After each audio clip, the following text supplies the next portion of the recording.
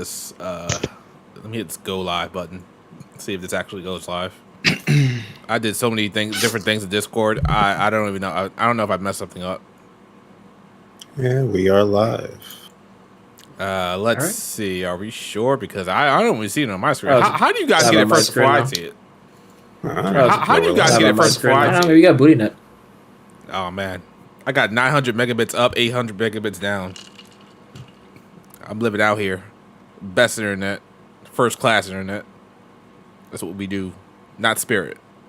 I'll never get on Spirit ever again. Let's see. All right. What was I gonna say, guys? I'm tired. I ain't gonna lie to you guys. I'm tired. I've been doing stuff all day, and I'm just like I'm out of it. But hopefully, I'll bring the energy because there's a lot to talk about. Some crazy things happened. An Xbox showcase that was. What do you guys give the Xbox showcase? 10 out of 10. 8.75. 10 out of 10. I didn't watch it, so I can't grade it. Oh my god! How you guys rating it so high? Really good showcase.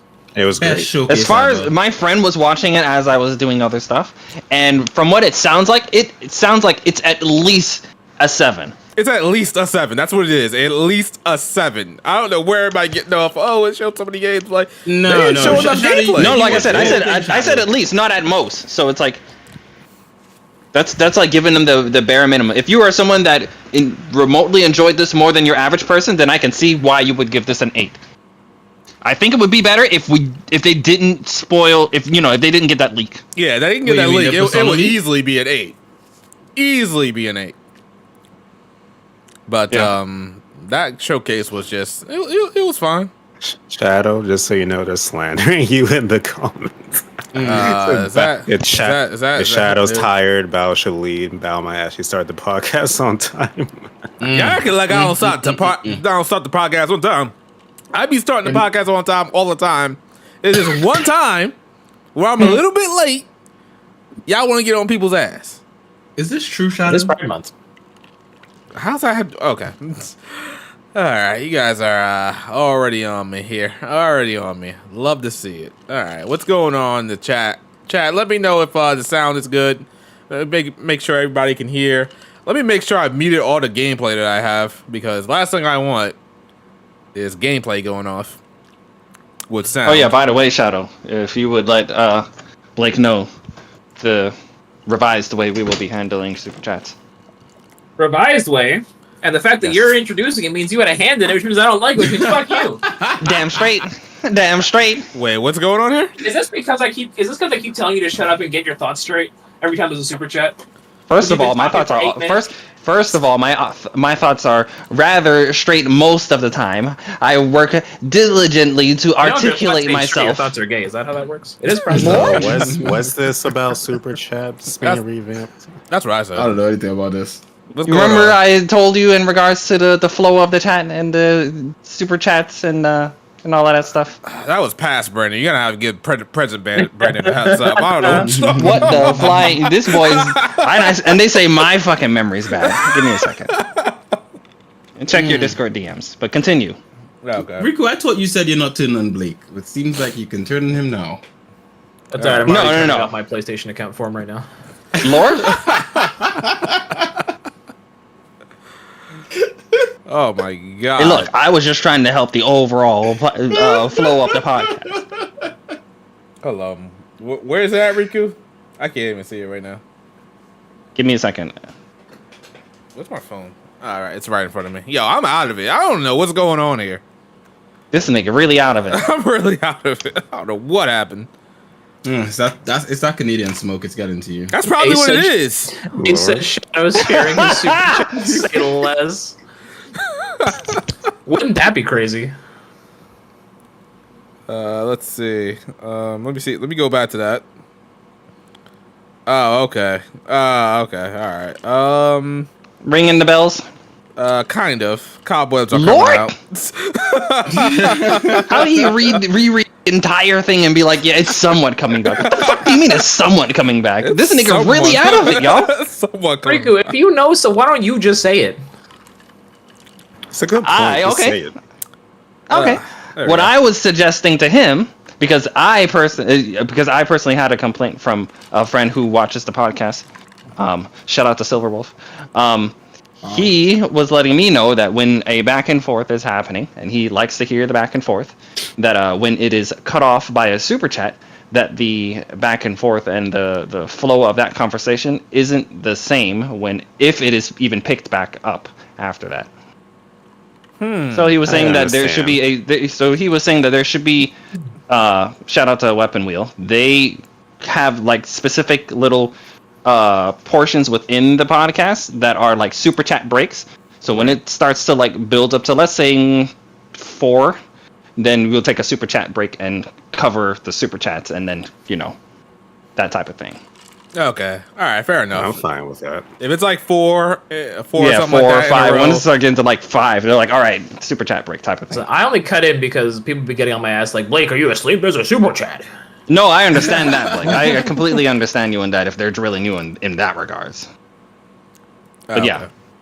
All right, so yeah, we'll try that. We'll see what happens. Not expecting that many super chats today, but we'll Oh my gosh, chat! You heard that? Don't give him fucking money. We'll see what happens. All right, guys, welcome all to HPMP, the JRPG podcast, episode 95. Oh my goodness, we got so much to talk about here. I would say peak is back, but Persona 5 was peak, so I don't know if I can say it's about this other Persona game. But yes, guys, we have a lot to talk about. So let's get into it with the intros. And what's your name again? Blake, go ahead. Jeez. It is that time. What's going on, guys? He had to ask what my name was because he forgot to introduce me in one of the podcast episodes. But, it's all right. We are here. We are queer. It is Pride Month. All my gay homies, rise up. Kiss the homies. You got a homie next to you. Give him a smooch. Mwah. All right, y'all. We're going to get into some serious topics here today. Persona 3 Remake is happening. It's great. Looks like dog shit. I cannot wait. What? Hey, yo, Anyway. that smoke, that Canadian fire must be really good. I'm guessing. Man. See, the funny thing is, all that smoke is blowing down your way. I ain't got no. I'm looking out myself. That's a clear blue sky. I ain't see no smoke here. You can hold that. They really got New York looking like Resistance too. Yo, absolutely. Yo, it was Gotham City outside the other day. I'm telling you, man, couldn't even go out. It was like a state of emergency. You was an emergency for you. Fucking go on. Hey man, we out here. Go ahead, Riku. What up, people? HPMP podcast back with some good stuff to talk about. We over here chilling and gaming. I hope everyone is doing good over there in Pride Month. Yeah, I'm gonna just leave it at that. All right. What's your name again? Q. Damn, the slander. Your husband of dreams has returned. We're here for them waifus and all that kind of stuff. And in response to Night Fury in the chat, yes, I am suffering this weather. It is horrible. But you know what? What can we do? We can be shirtless. All right, let's go. All right. And Bao, what? See how he remembered my name. Perfect. Anyways. Oh my god. Thank you all for coming out to a new episode of the HPMP podcast. I am excited for all this gaming news we got over the past week or two, and I hope you are as well. Let's talk about some of it now. Alrighty, okay. But before we get into that, you guys know who I am, Shadow Willie HD. Got a whole bunch of videos that came up. Got a whole bunch of videos in the future coming up. If you guys can just go back to those videos, hit the like button, engage with the videos. Hit the like button, people. Hit the like. Yeah, go back to one of the videos that I made about a week or two ago. That video got severely suppressed, and I did not realize YouTube hated certain type of language. I'll just say that. I didn't realize that happened, but that was a thing. So that video needs all the help it can get. I would really appreciate the love. Thank you guys. Can you text the language in the chat, Shadow? So No, you can't. No, you cannot. Not in the podcast. I'm just saying, like, to us in our chats, the private. Okay. Yeah, I gotta put that in there. I'll put that in there. Let's say what that is. Yeah, it was rather spicy what I said in that video. All right. So, are we actually doing this new super chat thing? Because we have one. Well, if it's How just y'all wanna one, handle it? if it's just one, we can read it. Blake isn't here, so Cranberry with a $50 donation. I like when we fans give our opinion about a subject that's going on. Having only specific windows to get super chats kind of limits that, but I understand not wanting to break the flow of conversation either. I appreciate the podcast being back. Thank you, Cranberry. Cranberry, I understand, and like I said, this isn't something that I suggested. This was another viewer suggesting this as well. So it's like, at this point, it's just feedback from you, the supporters, regardless. So obviously, I wouldn't say neither way is superior to the other. It was just a suggestion for the sake of the quality of the podcast, especially for people who are probably not listening to it live. So they probably just are. I'm not saying that the people who are not listening to it live don't care about you guys' feedback, but it all depends on the person, I guess. So, first of all, Cranberry, thank you so much for the $50 super chat. Always appreciated. You are awesome. Thank you so much. But yeah, we will be looking into that. I do like taking the super chats as they come along, but I will admit sometimes it does get a little bit off topic. Sometimes it is nice for the current topic, but we'll see how it goes this time around. And here's another suggestion we can do to combine the two of them. If it's a $50, if it's a super chat past a certain price that is in there, I guess you can make that up, Shadow. Then it can be covered like as soon as it comes in. Because obviously, if someone gives like a $50 and then they have to wait, that that's kind of.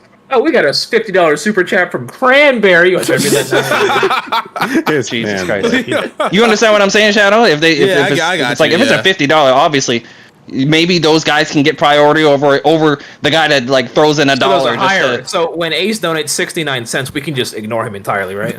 Not entirely, but I'm just saying there is like a threshold, and the $2 super chats that are like, I just wanted to support the channel. Oh, fuck you, right? They're like, Lord, thanks for your support, but moving on right along, those it's like, yeah. I mean, if he says fuck you and he puts in $50, then Jesus Christ. I mean, once again, thank you for your support. Basically, what Riku is saying, don't be poor, and if you want to chat shit, wow, right. The slander. Hey, I'm just trying to find a good medium ground between the two alternatives that we currently have right now. Okay. All right. So, real quick, we'll just go around the room. What's everybody playing? It's been a while. Q, what games have you been playing? One game I can't talk about, but certain people on this podcast have slandered me for it. Another game is what's that game called again? With the JRPG thingamabob. Loop 8 is one of them, and then there's this other game called Fairy Fencer F. Yeah, I'm still playing Fairy Fencer. So those are the games I'm playing. I'm surprised. I thought you would have dropped that game or something. Why do you think I drop games? I don't drop games. I'm just saying. Whoa, we got another. We've got another big super chat. Did you guys read the first one from Cranberry? Because I didn't read all of it. No, we definitely read it. Okay, cool. So we got a super chat from Silverwolf. That boy. Rico, is this your friend? Yeah, that was a shout out to Silverwolf. All right, friend of Riku, shout out to Silverwolf for the $50 super chat. Of course, you can't start the podcast without acknowledging we're only a few more weeks away from Trails into Emma Reverie. Let's go! Also, can't wait for FF16 and the new Atlas Metaphor game looks fire. Riku, do I know this motherfucker? Has he been in the PSN chat? Is he an Emma fan, bro? Emma. He is an Emma fan, but you do not know him. Hey, introduce me. I got some words. Lord? I just want to talk. Don't be disrespecting the fans. Wait, is he an Emma fan? Emma, let's go. Emma is the best girl. We all know it goes Emma, Fee, Sarah, Muse. Wow. And I forgot. You're talking about just Cold Steel characters, right? Not Trails characters overall, right? Trails characters overall, sir. Yes, sir. Lord? Overall. Oh, yeah. I didn't hear Risha any. Nah, Risha can get up out of here. I don't care about Risha. What the fuck? She's top 10. She's definitely top 10, but she ain't top 5. here's the thing. As a guy that loves titties, how is Risha not in your top It's fucking interesting. 5 at the very least? Because I feel like Risha is just like titties, and that's it. I need a little bit more than What? just titties. You have to Well, understand. okay, I'll say this. Since she's He in says Reverie, It's the episode devil. but how about this, Shadow? She's in Reverie, so you're gonna get more of her there, and she's in Kudo, so you'll get more of her there too. So we'll see where she lies when you get all of that in the future. All right, that's what I like to see. I'll see what happens in the Reverie. She's not going to be in the party most of the time, but it is what it is. Lord, Chad said Shadow's a secret Elisa fan. Y'all have heard the story of the PSV. That is back. true. Listen, Mhm. Yeah, I heard listen. about it. I got respect for Elisa, but she can get out. She's not even top 20. So She is I'm best sorry. waifu. Okay. You will Wild. stand good I'm sir. sorry. I don't make the rules out here. I just tell the facts. All right. you say you don't make the rules, but guess what? Falcom really gives a fuck about her in regards to moving forwards because she's in a lot of games God. moving. She's in the next 3 Because main she is games. Best girl. Why That's is she just is a best simple girl. thing. They saying She is best girl. Altina. Altina is a 10 out of 10. Wait, Altina's. Yo, wait, put him on a list, bro. He's got to go on a list. Characterization wise, Altina is top tier on the female side of things, and Falcom definitely cares a lot about Altina as well. Especially if anyone remembers where Altina was when she was debuted to where she is now. Oof. Somebody said, what's her name again, Riku? Rick? Lord? Rick? Risha? Risha He is said for the Rick? streets. Such is Rick. I'm sorry. Risha? Risha, yeah. Cranberry said That Risha is fume's for the really street- getting to your for the head, bro. streets. I don't know. Funberry says she's definitely for the streets. Lord? Yes, sir. Jesus Christ. Risha alright. slander, I'm not here for it. Alrighty. Blake, what are you playing, man? So, this is actually... I'm glad you asked me, Shadow. There you go. This is actually between... I can't remember if I've actually gotten to talk about this or not on the podcast. It's been a while. But I picked up the Pixel remasters for Final Fantasy, and I've been going through all of them. So currently I have beaten Final Fantasies 1, 2, 3, and 4, and I'm halfway through 5. Would you say I'm halfway through 5, Bao? Yeah, you're literally at the end of this dungeon. You're getting the next crystal job, so that's 3 out of 4. Yeah, so I have been, like, low-key binging these Pixel remasters, and, bro, I am loving all of these games. I don't want to play 6 before 16 comes out, just because everyone's telling me there's a lot of content in 6 in comparison to the other ones. I think Bao said that 6 is, like, 50-something summons, which is ridiculous. So I want to take my time with 6, and 16's coming up, so I don't want to have anything, like, in progress while I'm playing that. So I'm going to finish 5 later this week, but all these classic era Final Fantasies, they have been good. They've been great so far. My favorite Final Fantasy that I've played so far is probably 4. 4 is pretty damn good. 4 is peak, man, especially for 1991. Dude, it's, For their first attempt at taking a Final Fantasy story seriously, good job. like, it's really good. Like, I don't know if I want... I mean, I guess the game's old enough at this point I can talk about, like, certain things about it, but, like, just, like, the antagonist and the twist, going to the moon kind of blew my mind a little bit, because Final Fantasy 1 through 3 is pretty, like, by the books traditional, and, like... Absolutely. There's not a whole lot of, like, craziness that happens in there. It's like just high the rank- fantasy magic. They kind of keep it. Exactly, Yeah. yeah. But so far, out of the ones I've played, I would say 4 is my favorite, then 2, then 3, then 1. And just going off of 5's gameplay alone, 5 is probably going to overtake 3, and it's going to be 4, 5, 3... Or, sorry, 4, 5... No, 4, 2, 5, 3, 1, probably, by the time I'm done 5. Wow, And then you have everyone- 2 that high? That's very interesting. I really like 2. At least, like, I the like cast, I like like 2 more Furion, than your average. Yeah, I like 2 more than your average Final Fantasy fan, which is pretty damn low. All right. Riku, what you playing? I was playing Advance Wars 2. That game is pretty good. Is the little additions that I liked from 1, and yeah, that's about as much as I can say right now. Advance Wars 2. All right. Yes, sir. Bao? So I've been playing this Fire Emblem clone called Symphony of War. No, sorry, Symphony of War, the Nephilim Saga. And I tried it on a whim because the aesthetic was really pleasing to me.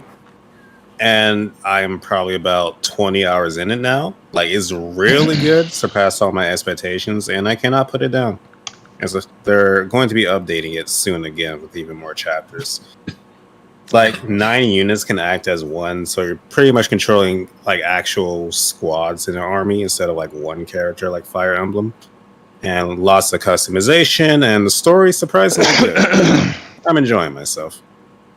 Okay, all right. And I'm playing a little game that's coming out in a couple of weeks, but we'll get into that. Well, we won't get into that until it actually comes out. Word? Also playing. Well, I'm still trying to finish up a certain Xenoblade game. Oh dear lord. Crazy. The DLC's been out too. Man, we gotta talk about the deal. How far am I? The party just got to Origin or something like that. That's the final area. Yeah, okay, all right. So I should be done if a certain game didn't get in my way, but a certain game got in my way. How many more hours do you guys think? I'm trying to remember how long, because Origin like has a lot of side shit to do in it. If you're just running past enemies, just running past enemies, probably like a few hours, give or take. But like you're pretty much near the end. Someone in chat said 7 hours. I don't know if 7 hours. I mean, I maybe say at quickest, you could probably do it in 3 or 4, but realistically, maybe 5 or 6. And what's the final boss level? 80? I can't recall. Yeah, that was keep in mind. Yeah, that's Xenoblade is going to be a year old next month. Xenoblade 3. That's crazy to think about. Damn, taking me a year to beat this. Oh man, you would think I don't like it that much. All right. All right. I mean, I got so much to say. Like, I'm gonna tweet. I'm gonna have like 5 tweets in a row just talking about Xenoblade 3 and my thoughts on it. It ain't gonna be pretty, like at all. They're gonna make a video. Really? That's crazy. Keep in mind, am I the only person? Wait, the only person I've ever met that hates Yakuza 7 as well. Am I the only person that gave Xenoblade 3 the Game of the Year last year? Devil did as well. It was mine as well. Oh, okay. Man. Wait. What'd you say, Bob? You're the only person I know that's also hated Yakuza 7. Is that Like a Dragon? Yeah. Yep. No, I didn't hate Yakuza 7. I didn't hate it. I thought No, it was a good he hated game. a specific aspect of it, but he didn't hate it. I didn't hate it. I thought, I can't wait to play the new one. Actually, we gotta talk about that because that didn't have a dub, and if this one doesn't have a dub, we got a problem. I'm sure that's there's interesting. a dub. It probably wouldn't be dubbed. That's kind of what they've been doing. I mean, there's Yakuza people that games for a speak while. English in the trailer, but that's supposed to be like California or Hawaii. It's supposed to be an American state, so. Yeah. But so. with the Yakuza games for a while now, That makes sense. You got a good point there, Blake. But no, Like a Dragon had a dub, so. Did it? Yeah. Yes. I remember that. That's It's one of great. that's one of the major reasons why I played it. But did you go back and play the other ones though? Absolutely not. Wow, why not? It's Like a Dragon going forward, and that's it. It's gotta be turn-based. TDU is the best. Like, oh man, whatever. We'll talk about it in a minute. All right, so let's talk about these games. Let's talk about these hype. Let's talk about Peak. Well, not Peak. Can't refer to it as Peak. Let's talk about Persona 3. So the Persona 3 remake, the leak was indeed real, and everybody seems to be excited. Seems to have a very big explanation. We were excited. But the explanation as to why the Persona 3 portable re-release was very lackluster is, well, pretty apparent right now. So, this game is coming in 2024. We got updated visuals. It looks better than ever. The question is, there's a lot of questions. Is it going to have the FES story? No. Is it going to have the female MC? No. God damn, what the hell, Atlas? We learned that this afternoon. That's why no one's excited anymore. What? Are you serious? You didn't hear Yes. shit? Yeah, no, they confirmed. It's a remake of Base 3 and nothing else. No FES. Oh, so they're gonna and no sell the rest as fantasy. DLC then. That's what it sounds like. If they do the rest, they might just not. Here's the other question though: are they gonna have the same mechanic for activating your persona? Yeah. Yeah, that's they in already the showed that in the trailer. trailer. Yeah, I'm pretty sure they're gonna just Yeah, the rip the Invoker battle just go system. around. I mean, Yeah. I'm sure it's not gonna be an automated battle system at all. They said you can control party members. Okay, good, because if it was like completely auto battle, that would have been a huge issue. But yeah, so no FES. That doesn't make any sense. Again, I think no FES at launch. I think knowing Atlas, they'll just make DLC and sell it to you. But you guys think? Do you think Atlas is just lazy, or is just like It's we want money? Shadow. So, according to the IGN interview, I think his phrasing was they just wanted to focus on the core Persona 3 experience and put it on the level of Persona 5, which is stupid because Exactly. You can't be on the level of Persona 5. Persona 5 is way too high, so I can understand that. But their explanation is dumb as hell because FES is supposed to be the definitive version of Persona 3, but you're not gonna put it in the remake at launch? I was so serious? excited for this, and then they reveal all of this. Like, damn, bro, what's the point of making this? Atlas never changed, and then you're gonna have the audacity to charge $70 for it. It's never changed, Atlas. Of course it is. Now, my theory is they're not going to do FES or portable as DLC. They're Why? going to make a Persona 3 remake plus or whatever, Shit, you know, and that sell that makes shit sense. full back to you You're right. with the Actually, content. Because I'm remember big on this. when Royal was being shown, we're like, oh, this could probably stuff they could put as DLC, and they made a whole ass fucking game again. Yeah. Like they're gonna report this shit again, maybe in like a year or two, and I don't know what they'll do. Include the DLC or something like because this game's gonna have DLC. Like it's gonna have like Yeah. Persona 5 costumes, Persona 4, like the usual Atlas Persona DLCs. It's gonna have those Soul Hackers content probably, but the actual like FES/FEMC stuff, they're going to do a whole like another port of this game. Mark my words. You're right. I agree with you on that one. Yeah, They're I gonna definitely milk wouldn't be it. surprised. We got a super. Yeah, super chat from Cranberry. This is like finally being able to smash your longtime high school crush, and she gives you an STD. Jesus.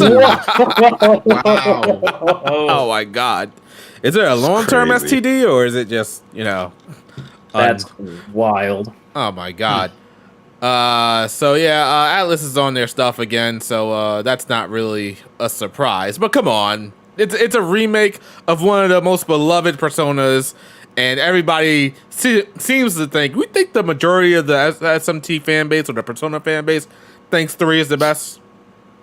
My favorite. I don't know. Hardcore fans, maybe. And also, we didn't say they're replacing all the voice actors as well. Oh my gosh, man. that too. Fuck's sake. That's not a real issue though. That's not a real issue. Nah, it's an issue. No, it is an issue. Why is it an issue?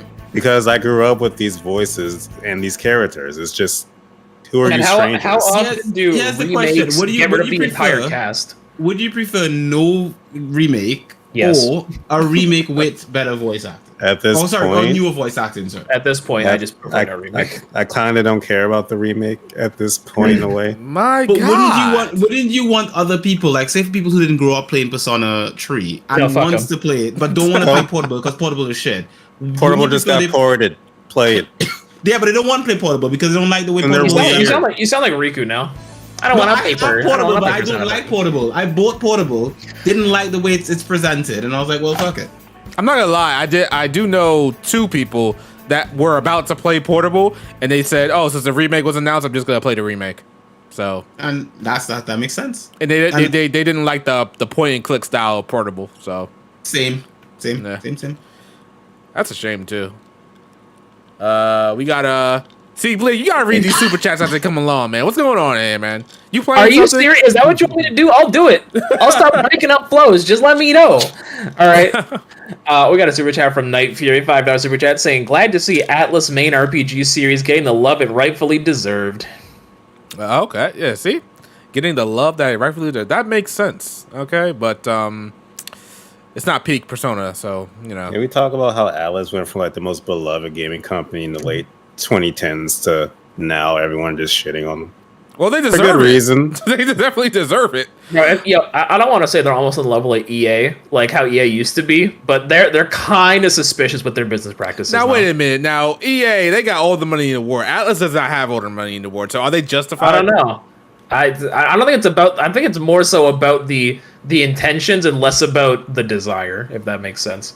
Do you think it happened after Atlas and Sega became a thing, or was it before? Ooh, that's a good question. I think it was after.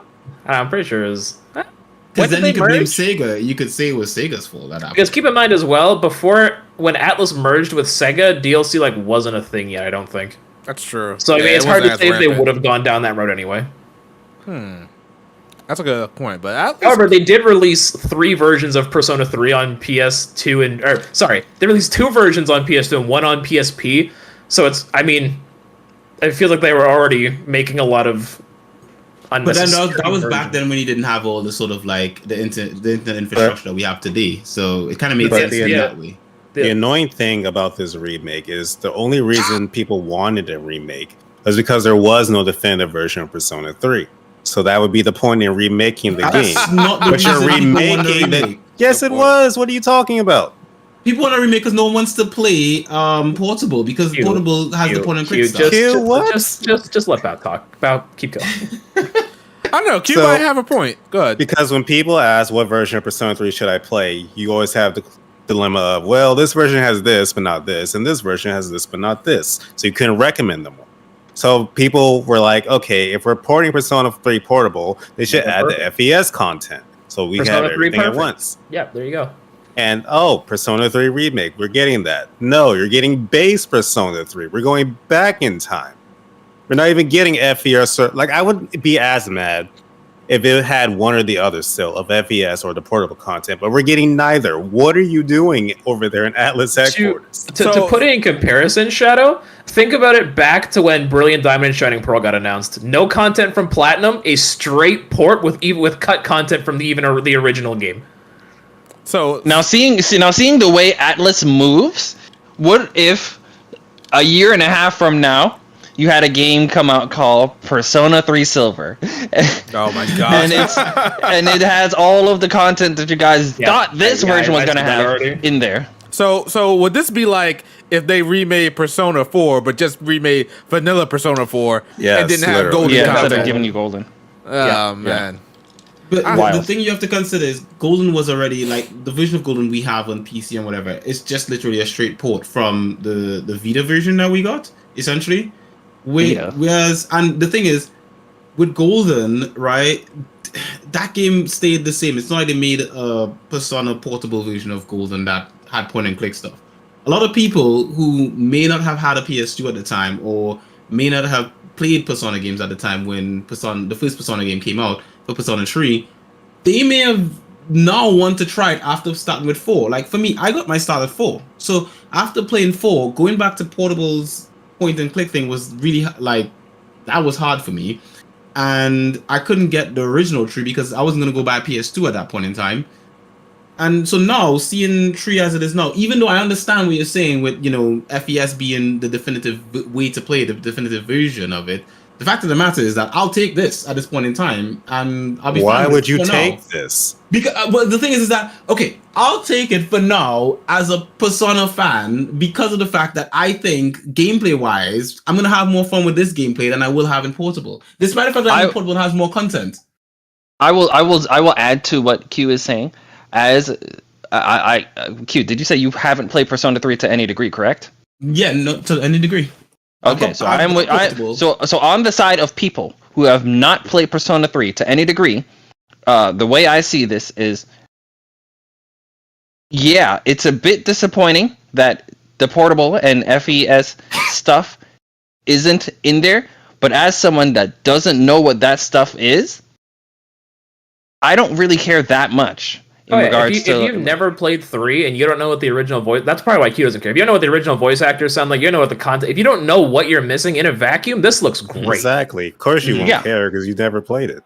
Yeah, and like I said, I know it's like, of course you don't care, but I think a lot of people that aren't aware of that content feel the same way too. And only people that someone in the comments real quick saying the only difference between portable and this is no 3D overworld.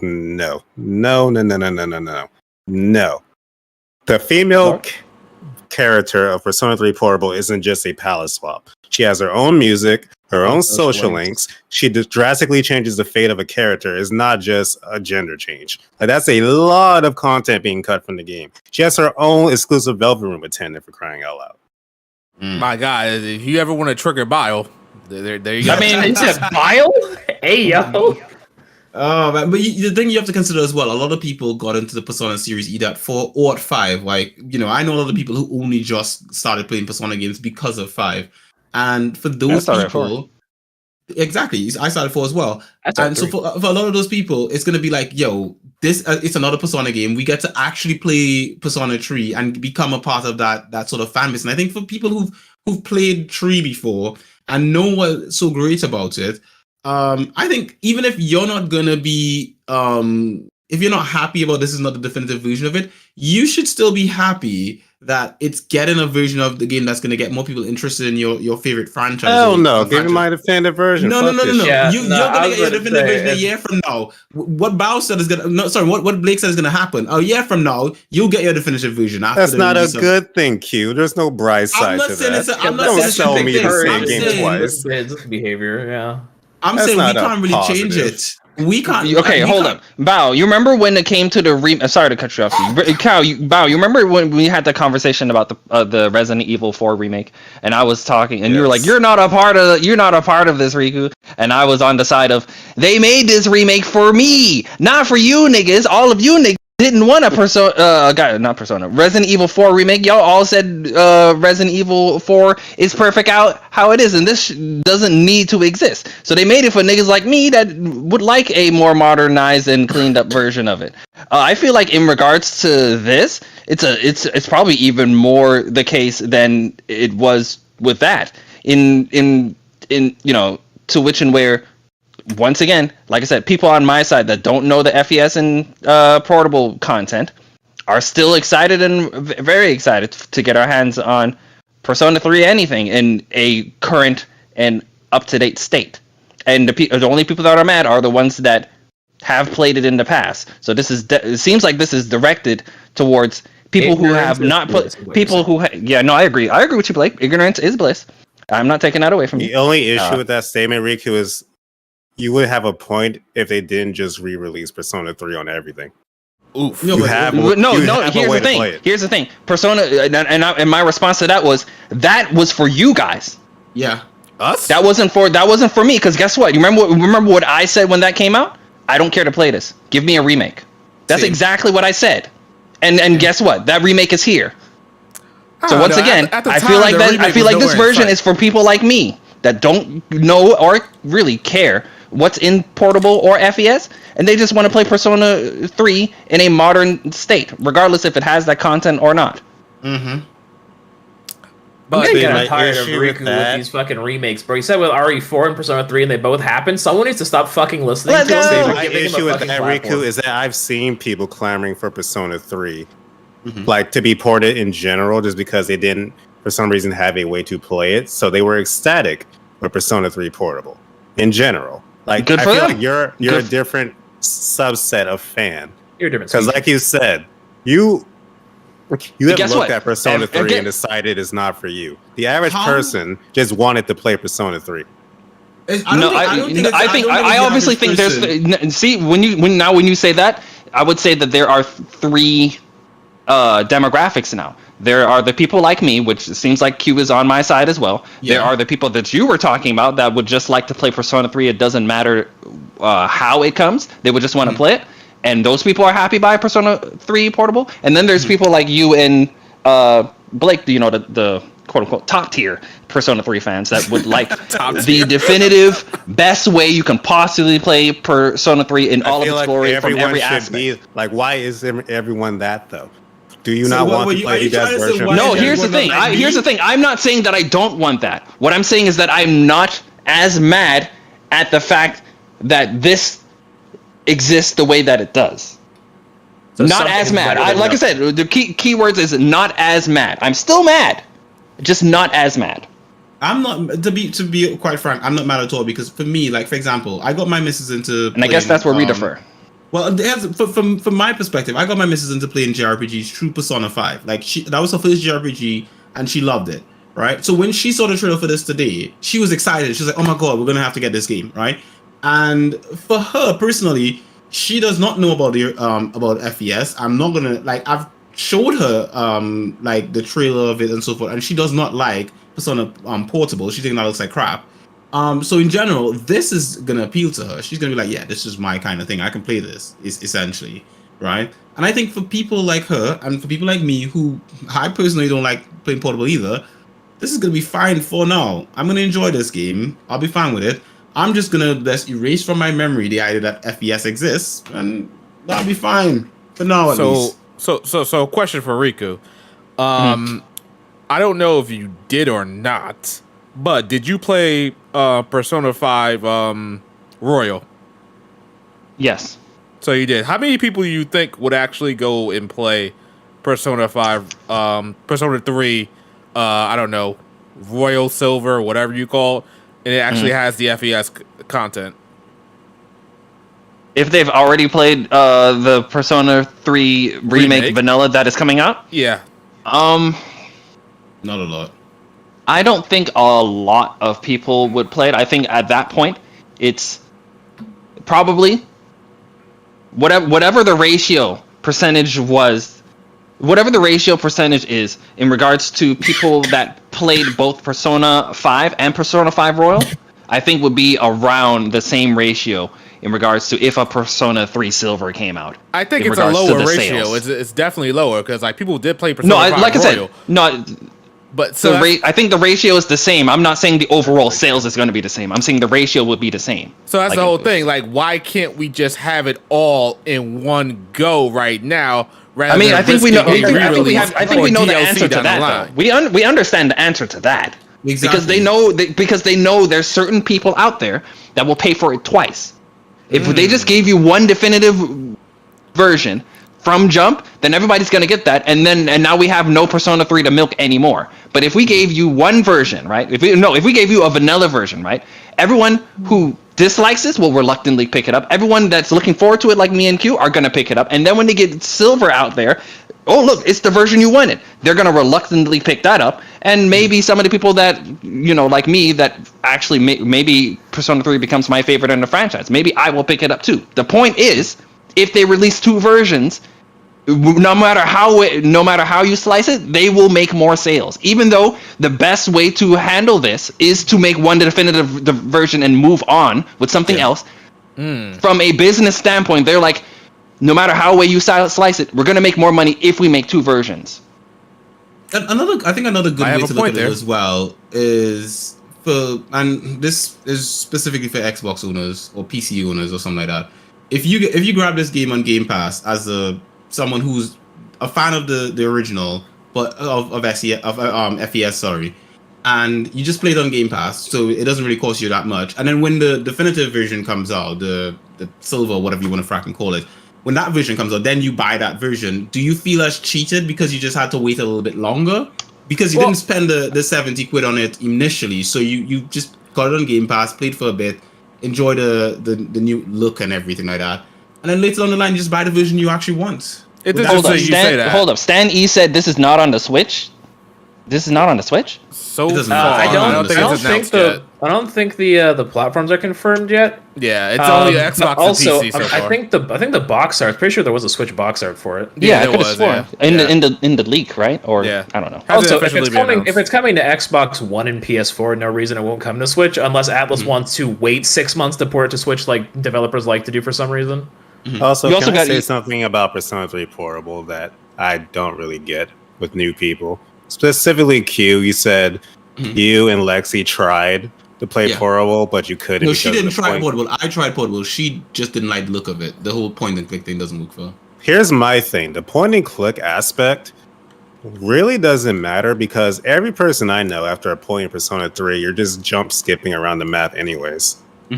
So does that really affect the game for you? Because you're just doing the same thing pretty much. Yeah, because eventually he's saying it's an aesthetic at that point. After you visit all the places, the you're just gonna start fast traveling. No, I'm not saying the idea that yes, you will inevitably get to that point is it's fine. But what I'm saying is that aesthetically speaking, initially for the most part, and I'll say this specifically for me, I'm gonna be probably fine jumping, skipping at some point. I know for a fact Lexi's not that kind of person. She's the kind of person that plays Pokemon and specifically evolves every single Pokemon individually, does not care about trading Pokemon. She's like, no, I need to evolve it by battling. So That's how she enjoys her games, and there are people who like that way. They don't really want to. That's like the people that and I think Lady Pelvic said she was one of these people. Shout out to her. She wasn't a fan of like the Dragon Quest first person view angle. She likes the aesthetic of seeing the characters in front of her. Yeah. So I think it's just JRPG aesthetics at that point. But Bao does have a point. Like it's like even in the Trails games, it's like once you unlock fast travel, there's no point of like running up and down like crossbow outside of like nostalgia. That is true. That's a good point. So I think we covered the major points. We all agree that the game's gonna be $70, right? Yeah, crazy. Yep. It's gonna be $70. I'd be It's gonna surprised if be- it wasn't, but it's on Game Pass, so. That's what I'm Lord, saying. you see how people just chalk it up? Yeah, that's Hey, perfect. $15 versus 70. He's not wrong. It's Yeah. Persona. Yo, 10 Yeah, quid I a can month. get it for 15. No. Here's the thing. Here's the Crazy. thing. If Atlas can sell us 2 versions of this game, we can play it on Game Pass. Simple as Oh, see? Jesus Christ. You know what? I'm not even going to try and analyze or break that down. You got it, bro. So You got it. so we You got it, bro. You got so we already know that Atlas is on its crap. Whose fault is it that we know that Atlas is on the DLC bandwagon? They're gonna nickel and dime us like crazy. There's a strong I would say there's a strong possibility that sometime down the line we're gonna get that Persona 3 Silver. Why can't we just, or for some of the people that are complaining about this, why don't you just wait for like a year or two and get the updated version when just that said comes that. out? Because you don't know I if just that's said gonna that. happen.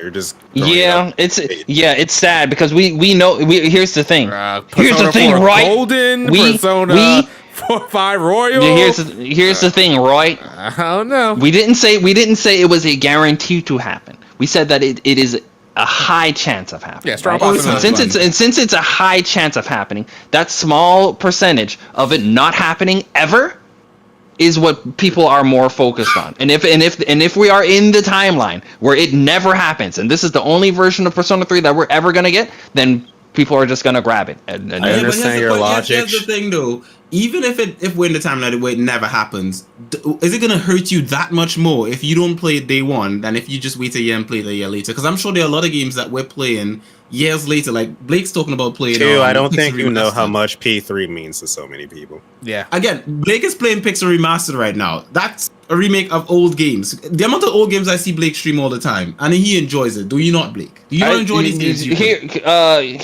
The thing, what I was respond to that is two things. Q one, FOMO, right? Two, Yeah. like they said, they're like heavy fans, so they want to get it as soon as possible.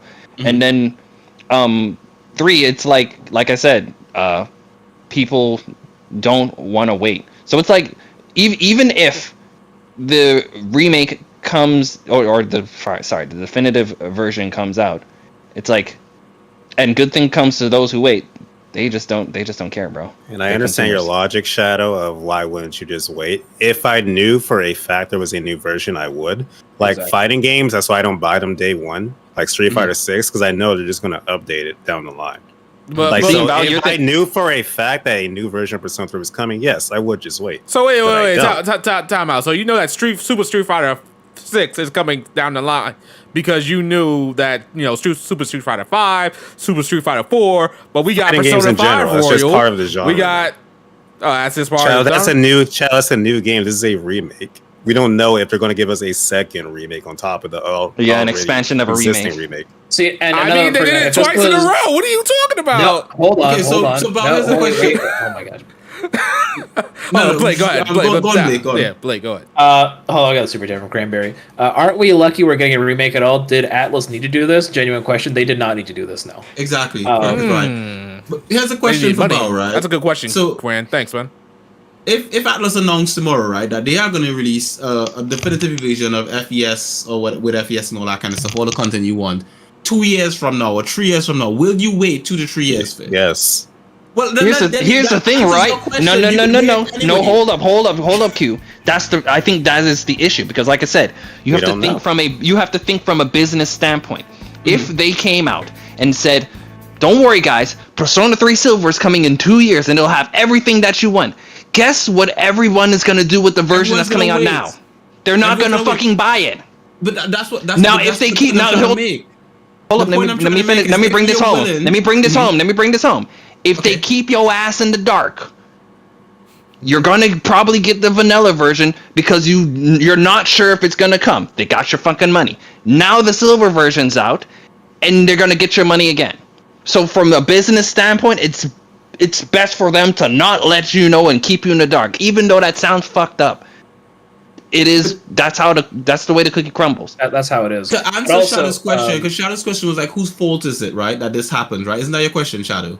Yeah, for the most part, like, whose fault is it that you don't know Atlas by now that they're eventually gonna release a re-release, a definitive version? You But- you down the don't line? know that though, because No, but What's at the the end of the day, it's the possibility? players' fault. It's the players who buy every version of the game who are at fault for this happening. Because if you can just wait a year and think, okay, if they were ever going to release a definitive version, I'll just wait for a year, and Yeah, I'll say within wait that a year. they must announce it. If within a year they'll announce again, because that's what happened with P5 for Royal. So you just You- wait. Hold on, hold you on. guys are acting under the impression that that's the same scenario. It's not. Yeah, exactly. Yeah, I'm it's not not. saying it's guaranteed. I'm saying Persona if you wait, 4 nothing's gonna and- change in you playing Persona 3 if you wait a year and if you Q, play what day are you one. talking about? Base P5. You got Yeah. an updated version. Yeah. We have a base P3. We have an updated That's P3. not what I'm saying, This is a Rick. remake of P3. Why would they give us another remake Oh, of all I'm P3? saying- Persona 6. all I'm saying Like, is if whenever you Persona wait- 6 comes out, Persona 6 will get an updated version. Oh, Yeah, absolutely. exactly. We don't So- know if they're going to give an updated version of an updated version. Like, they haven't done that before. Exactly. What I'm Yeah, saying and- is, I'm just saying Yeah. if you wait a year to play the game, right? So they release this in September in a year, whenever they release it, right? And you just wait a year, right? Within that year, there's a bunch of games coming out. We got a bunch of JRPGs already. We're stuck on Persona right now, and there's a bunch more to talk about. Q. If you just wait a year, you could still Q. play the game Q. in a year, and you'll be fine. Even if Q. they don't put out another So, one. hold on. Yeah? To Q's point, Q. a lot of people do be like, "Oh, there's so many other games to play when a game gets delayed." So you can wait a Yeah, year. exactly. I understand that, but you have to take into consideration what Bao said not a guaranteed. few months ago. Well, not it's guaranteed, but it's like these Persona 3 fans have been asking for this for so fucking long. So telling them to wait even longer, they're gonna fucking goddamn conjure up a Persona to beat your ass. So wait, So they're not gonna wait. Hey. so I think you guys already said it, but we automatically know that Persona 6 is gonna get an enhanced version. We know Yeah. that. Yeah, Yeah. obviously, that's a given. So what are the chances of this happening for this? What do you guys think the chances are? It's low. It's lower. Low. It's lower than a new installment. Why is it so- lower? so Be. This is not a new I already installment. explained this, bro. I already explained that. What if they're presenting this as like it's the way that they want to see Persona 3 moving forward? Like, you know how the Resident Evil games, all the remakes, that's the way to view the Resident Evil games going forward. They're doing this with Persona 3 now. So maybe They need to do this with 1 and 2. yeah, that's an excellent point. Technically, they did on the PSP. That's an excellent point. Yeah. Okay. So maybe Remake going it forth again. now, this is what Persona 3 is gonna be, and then they'll release the additional content, the answer FES down the line. But again, you guys think the chances of that happening is very low? I would say the chances. No, of that we're just saying. happening No, is- I'm not saying it's very. I'm not saying I didn't say it was very low. I said it's lower than. This will set the precedent for future Persona remakes. If they do this, for example, let's say they remake just Vanilla 4 in the future in like the Persona 5 engine. I would hate then, it when they did that. And then yeah, That'd be wild. That'd That'd be fucking that's wild. kind of the boat we're in right now. So it's like at that point it was like we're just gonna assume if like for example if they remake Persona 3 and then they do another version of it like a year and a half later with more content, then we can assume that they're gonna port base 4 and then remake 4. Wait, you guys are saying that's wild. That's the scenario we're in. If you No, have to he's bet saying on if they. I don't know. I feel like people are more willing to accept Persona 4 Golden the way it is and not want a remake than they are with if this Persona 3 remake didn't exist. I know a lot of people that like they see Persona 4 Golden and they're like, yeah, I'll play it. But when it comes to Persona 3 Portable. They're like, nah, I think I'll pass on that. I don't know, because now Atlas has started something. They're like, well, now you don't have to go back and play original Persona 3. Now that there's a remake, now people are going to look at the graphics of 4 and say, well, I've played 3 and 5, and 4 looks kind of ugly. I'll wait for a 4 remake. Oh, This is a you might whole have a train point. they started. Now that you broke it down like that, I could see some people saying that. Ooh, you might have a point there. Ouch. And to that, I'll say, and honestly, I would prefer a Persona 1 and 2 remake, bringing them up to the bringing them up to the standards of what one and with what Those might as 5 well and be 3 damn are new at. games, because ain't no one ever had played no Persona 1 and 2. Yeah, Yep. like no one, like damn near no one knows about the characters, the story, or anything like that. And like in this entire conversation, like I said, we haven't mentioned one or two to any degree. I brought it up twice, and it's like that was it. That's all 1 and 2. Then motherfuckers don't exist, and I just think it's sad that 1 and 2 just get. They literally are like the games that should not that shall not be named, and it's not. And it's Hey, sad. One I Persona- understand because it's basic, but 2 is actually pretty good in like not gameplay, feel like- story and characters. Hey, Persona starts with 3. That's all there is. Yeah. And that's the thing, though. Bao said the story and characters still hold up. That means everything else is. I don't want to use the word shallow, but I can't think of one right now. Kind of shallow. If those two things It's archaic. archaic Gameplay of Persona and 2. yeah, so it's like if those things were brought up to like to whatever Persona 5 Royals gameplay is, you might see some people start debating where 1 and 2 might be better than whatever the fuck we have now. And now I just have one more question regarding 3, because we've been talking about 3 for a while. So they're remaking it. They're going to make like small changes here and there. They're already changing the voice cast and all that. Do you guys think they're going to change the story in any way? They, Yeah. matter or not. Maybe Shinji, maybe. Well, what I think happens? that's they'll what I'm adjust wondering. stuff. Look, I mean, But it's if there's no the answer, I'm half wondering if they're going to change the ending. Oh yeah, that's true. I wonder about that. Yeah, they may change the ending. They may change what happens with Shinji, even though the female protagonist isn't here, and that usually happens on her route in Portable. What if we just haven't seen everything yet, and they end up showing what's her name from The Answer? Metis for some reason. That she's integrated to the story for some reason. That'd be weird, but sure, cool. That'd be very weird. All right. So this is pretty much going to be the same thing. Do we still think that what the hell is the dungeon called? The Tartarus is going to be just as boring as it was in the original? I don't know what they're That going is to a do to good question. Tartarus. I am confident they're going to revamp it in some way. Do you think it's going to be half the complexity of what Persona 5's dungeons are? No. Yeah, probably. Do you think it's going to be? Yeah, do you that's think good it's going to be closer to what Persona No. 4 has it at? Nope. Wow. So you don't think okay. that Last this is a question. remake Last and question. not a Do you remaster? think it'll be similar to, even though it's basically the same thing, similar to what's the fucking shit in Persona 5 called? What the Mementos? Yeah, Mementos. Oh, it Maybe might close to Yeah, that. yeah, closer to Mementos. Yeah. Yeah, like the Mementos that is in Persona 5 Royal, because I know there was small changes in there, but Yeah, I feel like that's the lowest. I feel like that's the bare minimum they gotta put it at, and then the Yeah. maximum is obviously bringing it. See, to I where had no Persona problem with Tartarus though. But then again, I don't mind dungeon crawlers in general, so it doesn't bother me. But if you want to appeal to a wider audience, I agree. You have to do something to it. But if we just got straight up Tartarus again, it wouldn't bother me at all because I don't mind it. Okay. All right, so that's Persona 3 Reload. We know it's going to come out with. Before we move on, do we want to talk about the fact they recasted literally everyone and there's not a single returning voice actor? Not a single That's one? No. Nope, they're all recasted, every single one. Okay, like, okay, all right, here's the thing. Here's the thing. I don't care that much about the voice acting too much because honestly, I got short-term memory and I can barely remember Persona 3 for the most part. Jeez. So I don't have that much nostalgia for it as I do for 4 or even 5 at this point. I got nostalgia for 5 to be honest. But I could see how the hardcore fan base are going to be up in arms about this and they're going to be really upset. To me, I think it's not for the majority. For the rest, they're not gonna really care all that much. Yeah, it mean, really when does you- when feel you- like if you played the original, this is just kind of spit in your face a little bit, but the original came out in 2006, right? What if Man, a lot of God these damn, actors? that was a long time ago. Shit. Well, They're Keith, around. I know what They're you're gonna say. I know what They're you're gonna around. say. They are still around. Yuri Lowenthal, Tara Strong, Vic Mignogna. They're all They still are around. all still around. Maybe I'm not whoa, saying whoa, they're whoa, all whoa. still wrong. I'm saying, can they still do the voices exactly the same as they Yes. did it back then? Yuri Lowenthal's voice has not changed. Yeah. Tara Platt was just in Fire Emblem. She sounds the exact same as Mitsuru always has. Edelgard is just Mitsuru. Like, Hey, man, do you think Atlas is being cheap? They are. I mean, they could save money to get new people. I would say so. Yuri Lowenthal, he's Spider-Man now, bro. He don't need to. I will say all these I'm sure voice Yuri would actors come back. that they've gotten, I've never heard of, and they don't have like a stupid amount of followers or anything. So you may be onto something, Chad. Nah. And that's man, a good thing.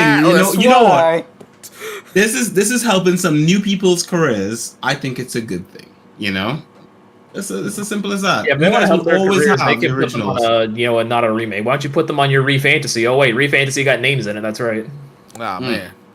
Speaking of which, we can. Are we going there before Persona 5 T? Because Oh yeah, Persona 5T. I forgot we can about talk that. about T. Let's talk about T my real quick quick. thoughts. Game looks like dog shit. I don't like it. Even I don't have much to say about Tactica, and I'm the Persona Tactical fan. It's like Q3, but in HD. Like it's like they somehow took the Q models and made them look even more like they tried to stretch them out.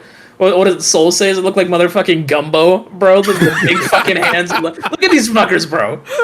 Do you I'm think they okay made with it this that. way because of the fact that a lot of tactics games go for this little like chibi look, Yes, like I Disgaea think the so. popularizing it, I don't and think the like a what story tactics based games or were anything. of I think yesteryear. they just did it for that reason. Yeah. And you know the thing is, like for me personally, I like the look. I'm okay with it. I'm not Chibi bad. art can be hit or miss for me. This is kind of a miss.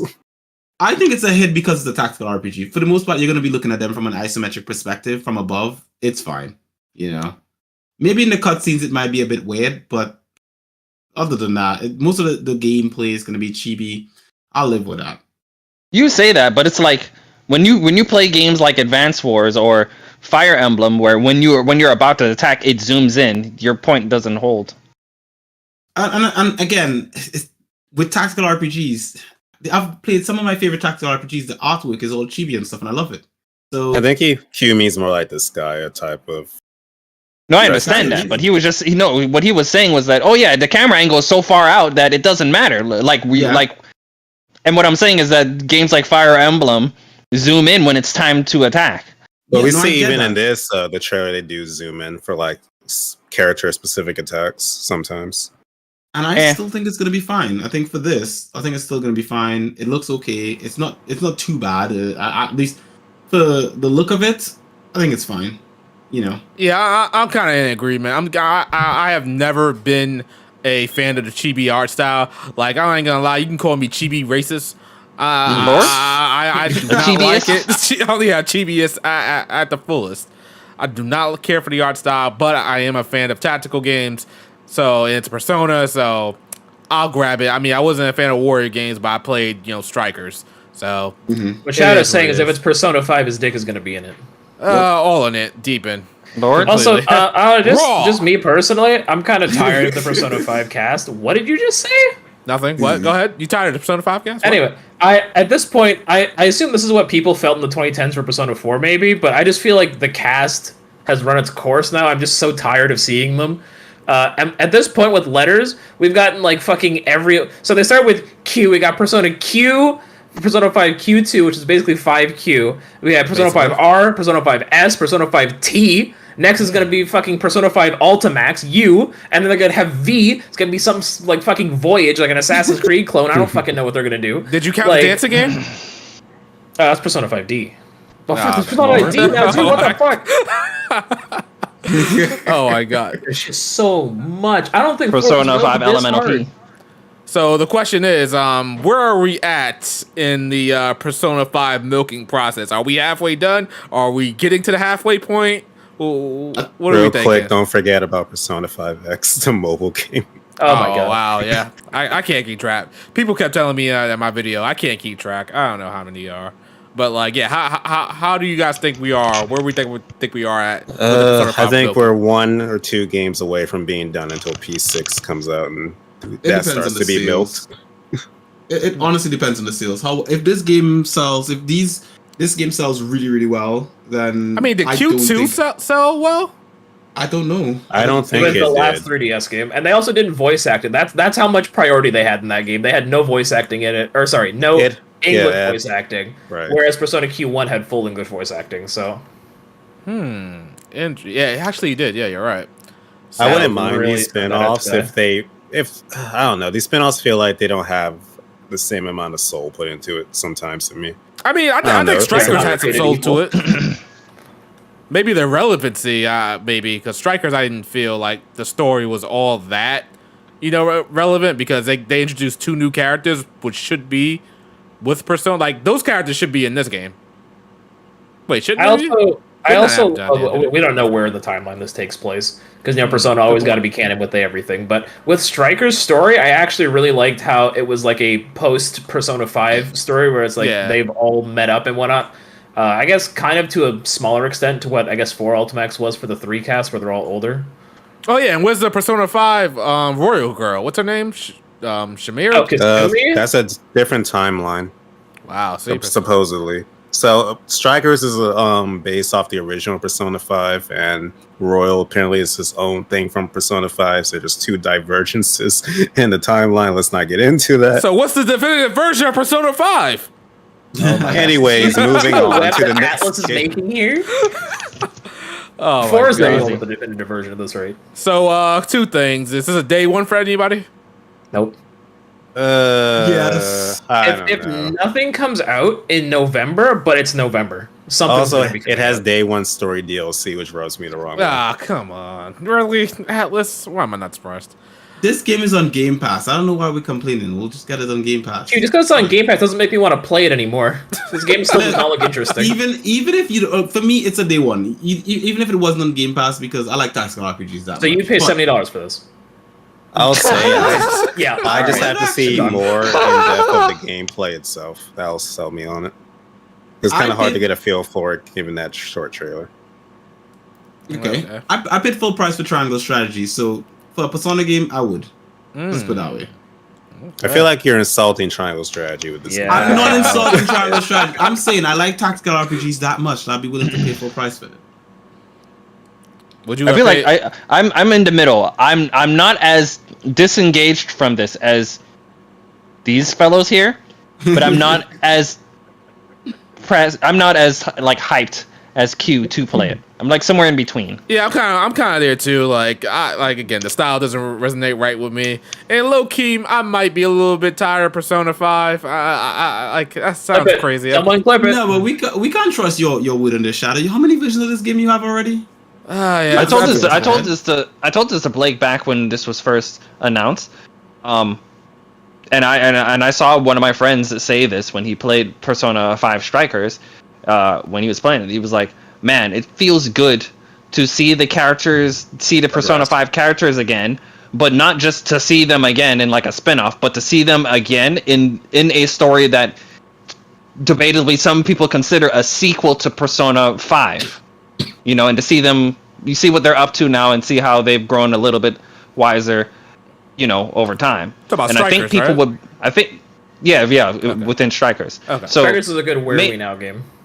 yeah, and it's like, I feel like people will probably get less burnt out of seeing these characters again if they knew that, it was canon yeah. to some degree.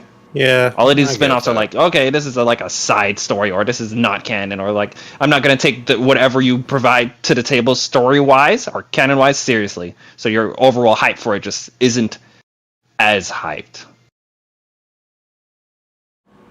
Okay. But yeah, that's Persona 5T, people. Yeah. I'll probably get it day 1, but I don't think it's gonna be a priority for me to actually play it. To be honest, it took me forever to get through Q2, but that's because I had the Eternity freaking map making crap that I hate. So. And they simplified it there, which is the only reason I could stomach it. I love Persona like 3 and 4 in general, of course, but I couldn't get through the first Q game. Actually, interesting. No, I got through that one because I love the theme song. Maze of Life is just an amazing song. God damn. Way of life. There you go. Oh yeah. All right, so let's talk about. Did I not download the project ReFantazio game?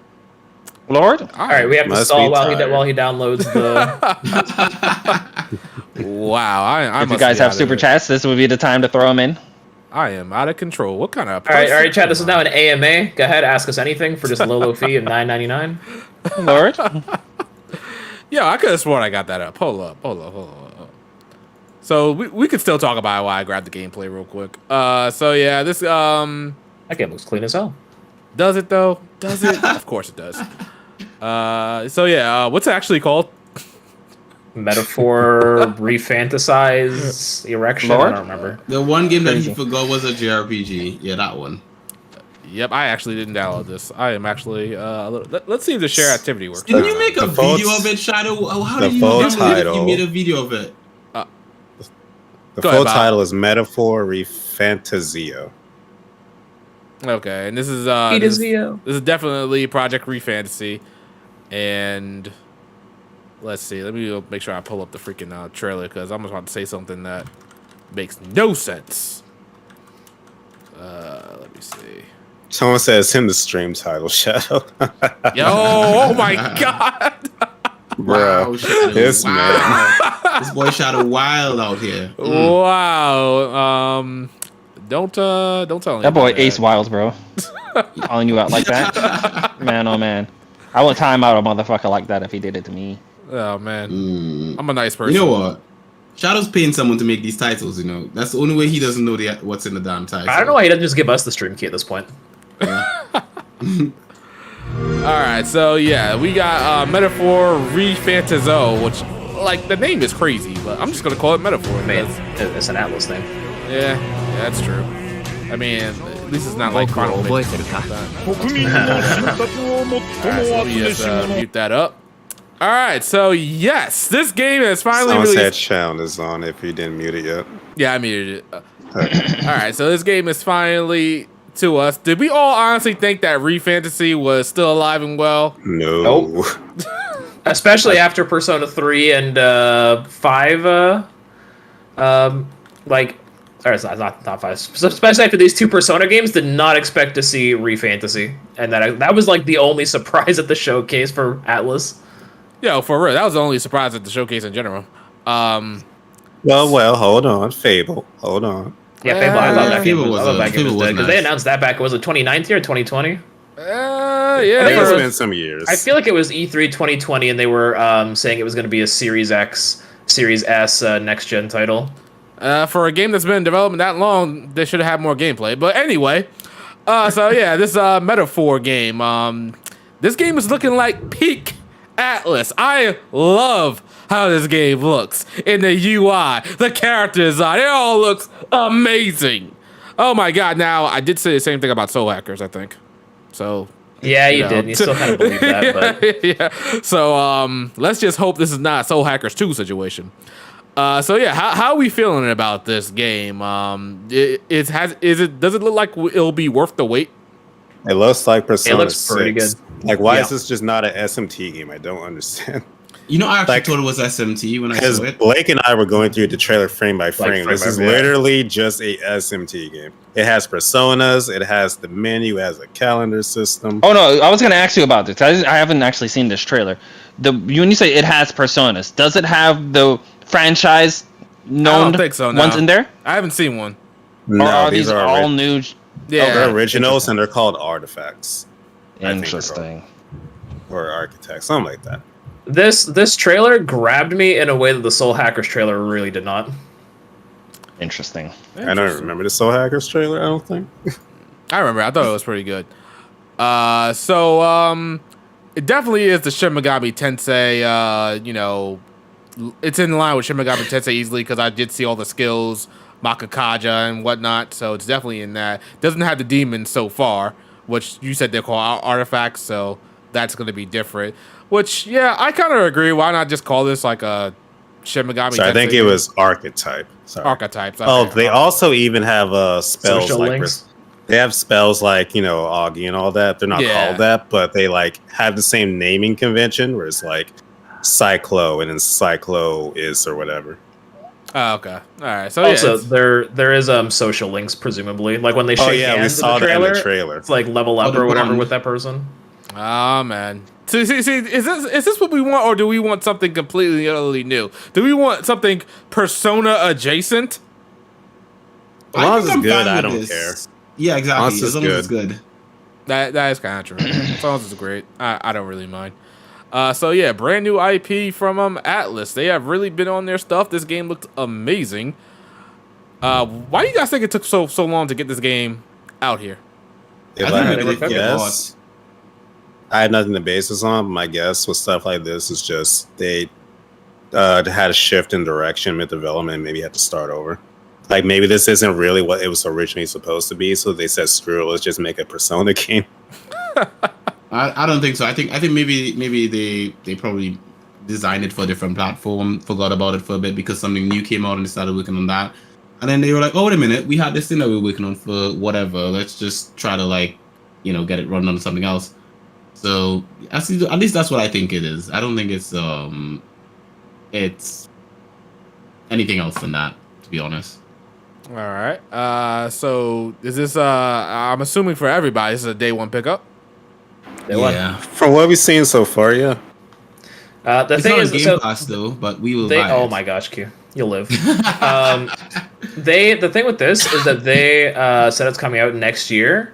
Persona 3 remake is also coming out next year, so this is definitely like a holiday, late summer, maybe Absolutely. fall, like end of year. There's no way Yeah. that they're releasing them like too close to each other.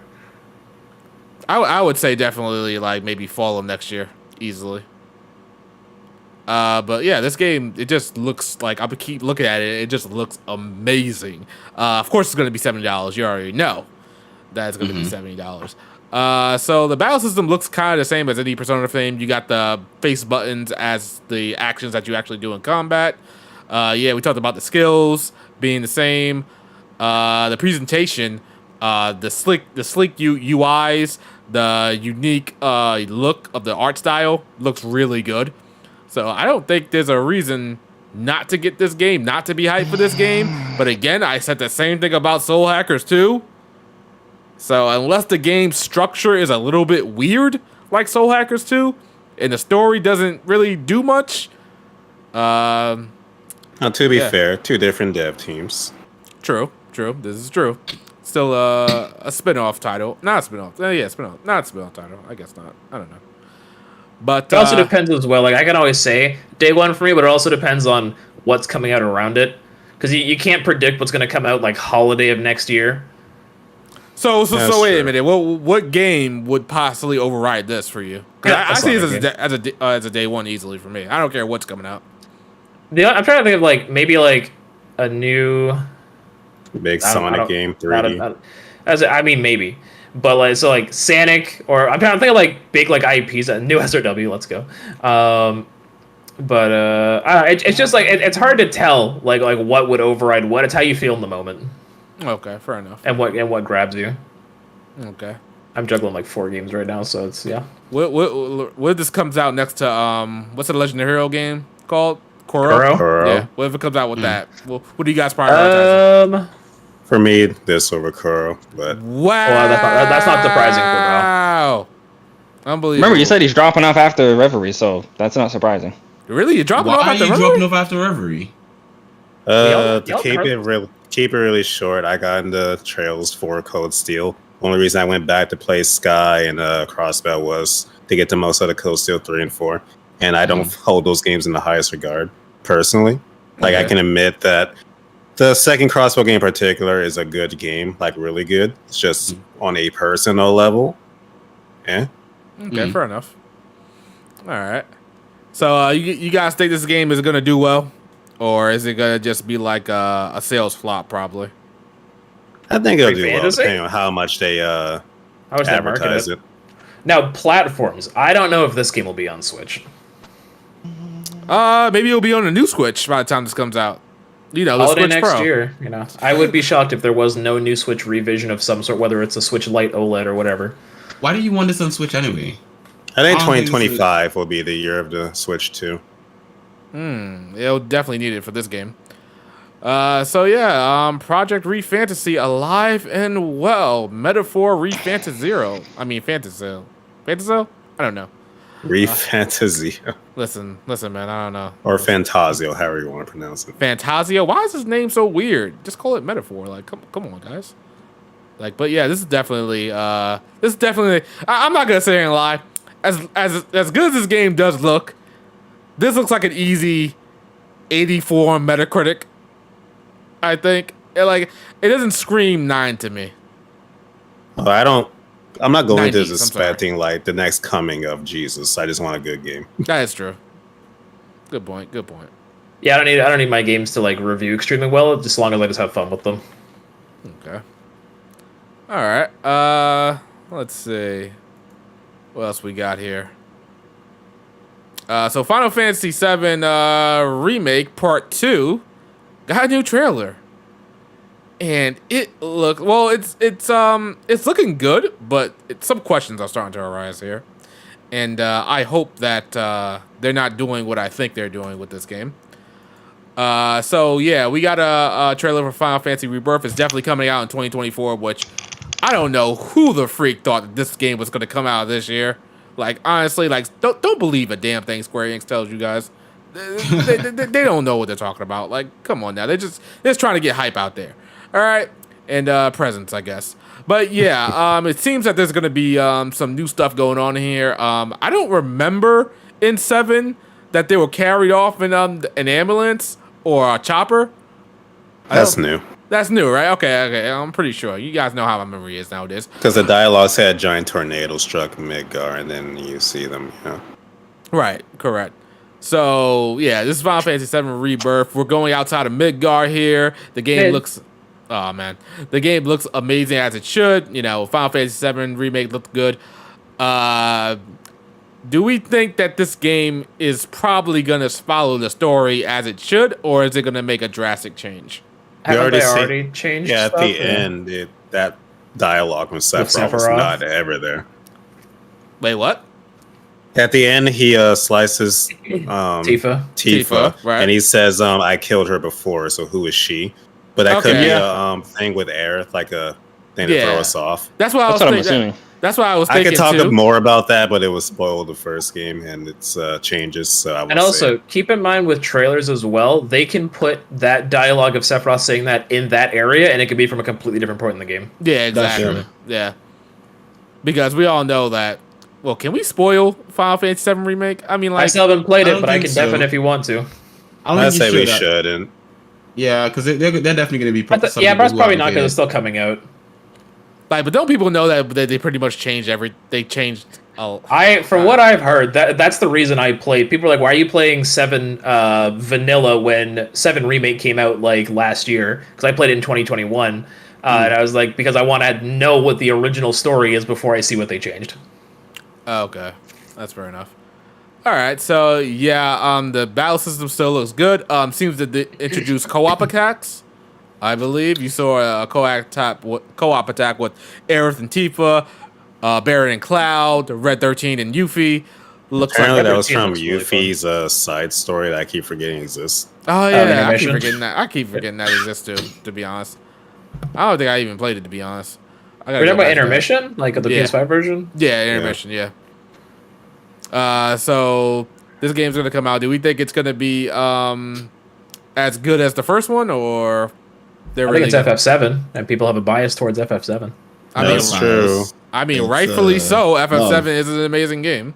It's crazy to me. I heard that Pelvic still hasn't played FF7. Is that true? I thought she did. Yeah. No, she hasn't played 7. Like, not any form of 7? Not like Crisis Core or as the far as I or Remake? Or... Yeah, and as far as I remember her reasoning, I could be wrong, and maybe she changed it, but I could have swore she said something along the lines of, it's so damn popular and everyone always talks about it, and it makes me not want to play it. Which is weird. She was a hipster like that. I swear she said she doesn't want to play 16 because it's not anime, and now they're releasing the anime games and she doesn't want to play because it's too popular. I'd make up her mind, bro. I can't understand that. Like, why Pelvic catching strays and she ain't even here. I don't understand how anybody would say they don't like a game because it's too popular, or they won't try out a game. I never understood that logic. I don't get that. I've seen that with anime a lot. I do that with anime games.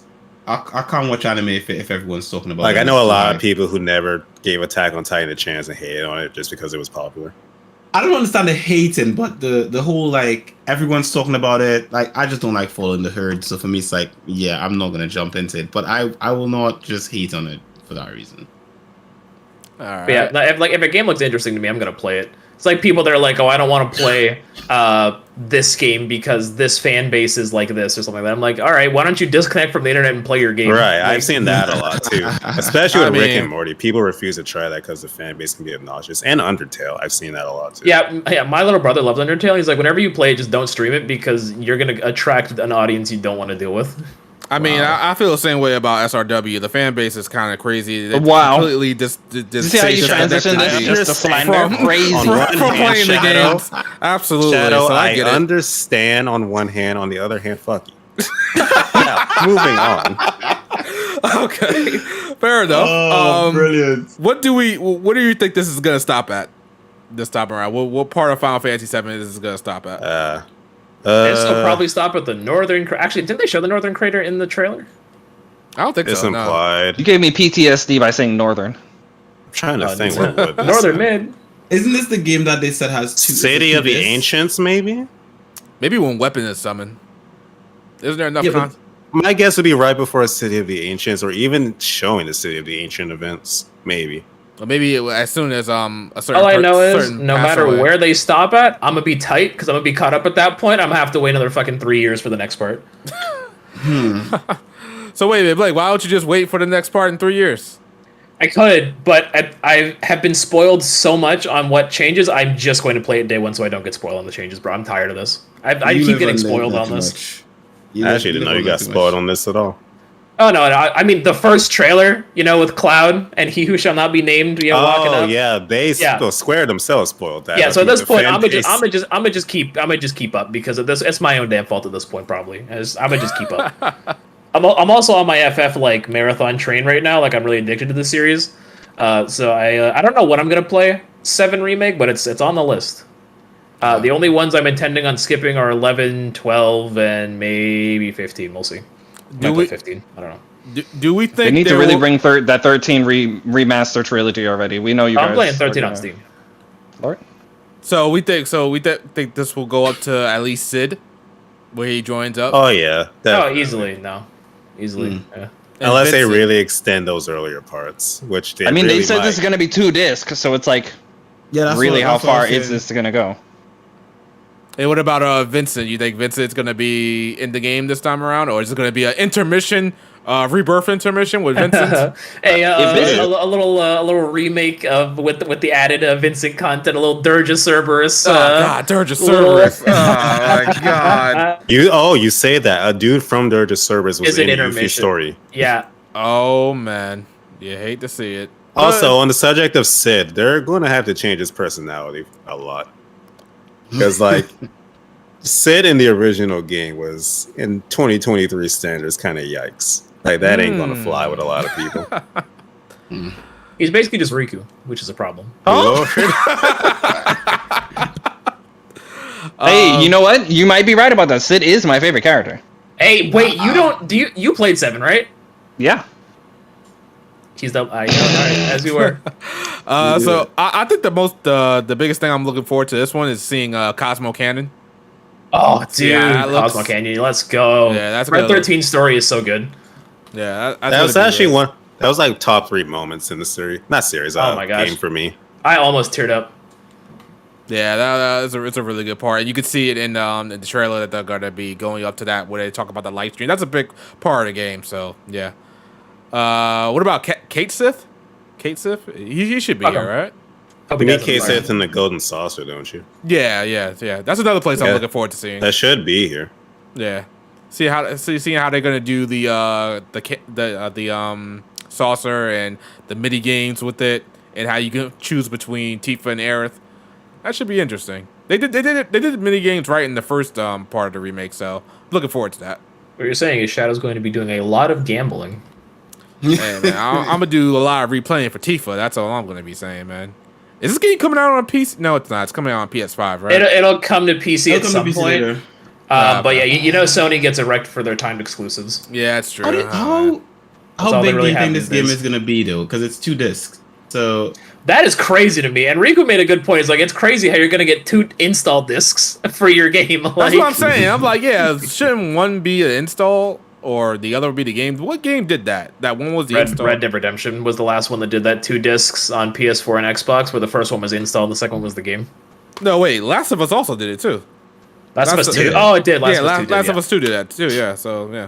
But they didn't market it as 2 discs. yeah, this one specifically didn't. says 2 discs. Keep in mind, the Final Fantasy, that's a big thing to Final Fantasy. Like, it's on 2 discs. Like, It was big Hold on. it was big back in the PS1 era, and it's big now. And big as in you just don't see it that often. Wasn't Final Fantasy 7 3 disc though, or was it still 2? I think it was 3 I discs. remember. Pretty sure That's why it it's was. 3. Yeah, 3 discs. Yeah, it's crazy. Yeah, 3 discs. That's why we're getting 3 different fucking re-release, 3 different versions of Remake. Now, since this is going to be 2 discs, do you think it'll cost $80? Yeah. Oh god, no. Don't give them ideas. Don't give them ideas, bro. Hey, man, if the game's going to be big, you never know. All right, so that's Final Fantasy Rebirth. Going to be interesting. Yeah, I feel like they're insinuating that they're going to make major changes, but it could be all to throw us off and get us talking like we are now. So it is The what it is. original did major changes as well. What do you mean? I can't say because spoilers. Nah, okay. Fair enough. We got a A thingamajig. super chat from Night Fury. Shadow, that's the gotcha player in you talking about wanting to go to the Golden Saucer. He's not wrong. Man. Listen, I'm not Wow. a gotcha player. I play 2 gotcha games, and that's about it. I'm not a gotcha player, but Wait, does Xenoblade Chronicles 2 count as a gotcha game? yes. Yeah, No, it it does. does. No, it does not. That would be It 3. does. But, Hey, did you get Cosmos, bro? Well, why don't you try re-rolling on the new banner? Oh my god! Oh man, that's Crazy. that's another sidebar to Xenoblade 3. The blades are way better than freaking heroes. I'm just saying. Jesus Anyway. Christ. Really? I mean, like, He's just got to get it in He's when just he saying can, shit huh? to say I mean, shit. Cosmos and Telos. How are you gonna think that's better than heroes? I don't know. I'm just saying. Anyway, I'm more men in concept. oh, I was thinking as characters. Even then, I don't know. Ah man, no. When Jeez. you put Cosmos in the game, it's a wrap. But yeah, anyway, it's not my gotcha. Play yourself. I only played Nikkei and FGO. That's it. All right, so that's Final Fantasy VII Remake Part 2. And we think this game is going to be done finally in 2027, 2028 with Part 3? About? You think is The it 3 fact parts? you're Is not it supposed to be joking. 3 parts? Yeah, that's confirmed. Okay. It really might be that long, and oh my god. Oh, and then they can finally start on the next Final Fantasy. And they remake. call me a hater and a madman for shaking my head at this concept. Just remake the damn game. You don't need to Yeah. do all this. Whatever. Oh man. You know People they're accept gonna they're gonna bundle it all together in the end and then sell it back. Oh yeah, no, and they'll have a Final Fantasy VII. That's gonna be a long ass game, bro. Complete edition. That's it. How many discs that's going to be? Well, I mean, will they even have discs when that version comes out? They'll sell you a hard drive with the game on it. That's basically it. God damn, you might be right. Like a 500 gigabyte hard drive. Nah, a terabyte, actually. A terabyte. It's Yeah, a definitely gonna be terabyte that hard big. drive. Easy. Ultimate Collector Edition. $200. No cap. All right, so let's move on to let's talk about let's real quick talk about Yakuza real quick. I think Yes, sir. there's a new Yakuza game. First of all, Two new Yakuza yeah, games. we got 2 new Yakuza games. Like a Dragon, the sequel to Yakuza 7, and a new I think this Gaiden one is a Gate. That's that right? Yeah, Gaiden is a Hey. is a Gaiden. Gaiden. Gaiden. I'm sorry. Is a spinoff. Is a spinoff title. Is that correct? So Or from is- what I know, this Gaiden game is showing what Kiryu has been up to before Yakuza 8, and he plays a role in that alongside Ichiban. Oh, okay. All right. So Ichiban's going to be in this game as well. I don't think so. The side game No. is just Kiryu's game, and then Kiryu will be a supporting character for Ichiban in the actual 8. Oh, okay. Okay. Someone can correct me if I'm wrong, but that's what I heard. Okay. So for this game, I'm kind of disappointed with this game. Well, to be honest, I'm really going to play this game. But I always thought the Yakuza games were kind of like grounded in realism Yeah. for the most part. And now it seems that Kiryu has some type of energy chain attack that he's using. Yeah, I'm in agreement with you on that. They have been grounded in like realism. So that it with all the whole sort of like fantasy stuff started with Ichiban, and now putting that in Kiryu's sort of like regular Yakuza game kind of feels a bit weird to me, to be honest. And Q, you played the Yakuza games, right? Yeah, I've done up till I think the last Yakuza game I played was 6. I think I finished 6, and then I haven't played 7 yet. So Okay. So this is the first I guess spin-off game that we're talking about. Is this really a spin-off game? Because like it's technically I guess, yeah. Yeah, I guess it's a spin-off game. So this is like they said, this one's gonna keep with the action-based combat, and the one with Ichiban is gonna keep with the turn-based combat. Turn-based. So yeah. So yeah, and speaking of the one with Ichiban, like that trailer was crazy. I even brought it down with that trailer because I wasn't trying to get demonetized out here in these streets. All right, but The crazy part was at GameStop today. We were streaming the presentation in the store. And my coworker was like, "I really hope some mom and her kid doesn't come in right now as soon as Ichiban's nutsack is just out there."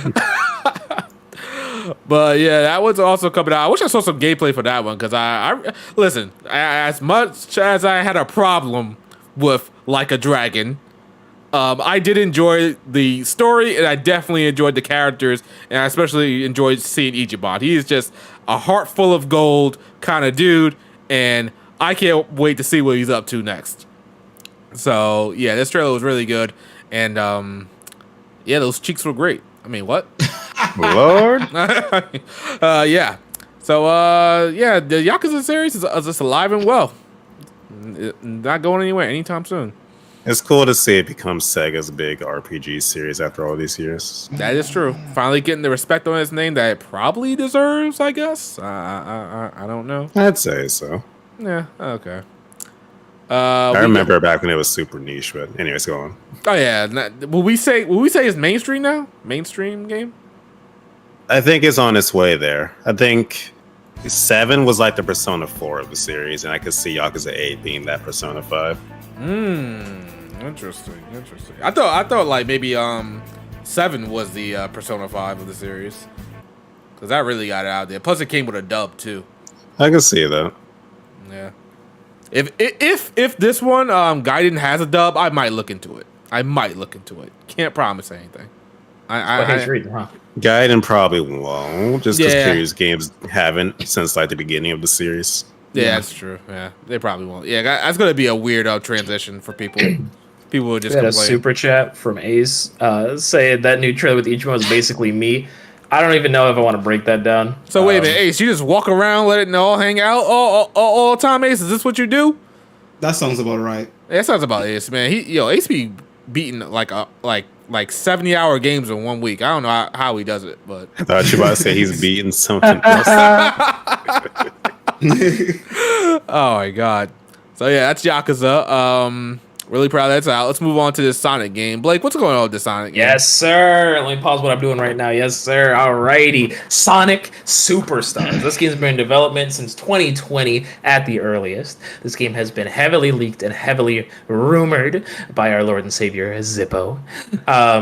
Basically, what this game is, some say it's true Sonic 4. I just call it Sonic 5 because I don't have any qualms with Sonic 4. But it's basically, think New Super Mario Bros., but Sonic. All right, you got your 4-person co-op, all new zones, all new music. It looks great. All right. Now there's a roller coaster of emotion going on right here because I believe it's Naoto Oshima who's working on the game, and he worked on the classic games, which is fine. But his recent track record, he worked on Hey Pikmin, which is it's all right. He worked on Balan Wonderworld. Yeah, all right. He worked on Yoshi's New Island. All right. So that's a little suspicious, but otherwise, this game looks great. T. Lopez is working on the soundtrack, so I mean, if the game's gonna be dog shit, the soundtrack's gonna be phenomenal. But just looking at everything I've seen, all the early gameplay footage, like the stages look expansive, the worlds look bigger. They're actually doing something with the Chaos Emeralds that is actually pretty cool. They give you different like abilities. Like there's one that looks like Sonic can like It travel does more up than a Chaos Control waterfall. now. Yeah, pretty much. And when Izuka was asked about if Supersonic's in the game, they're like, he chuckled and said there might be a Chaos Emerald ability that lets you be supersonic, which would be pretty cool. Blake, with you mentioning that, I'm happy that they're using Chaos Emeralds for more than just Chaos Control Supersonic, or introducing some new new supernatural thing to the lore that gives them some sort of ability. I'm looking at you. I'm looking at you, Wisp.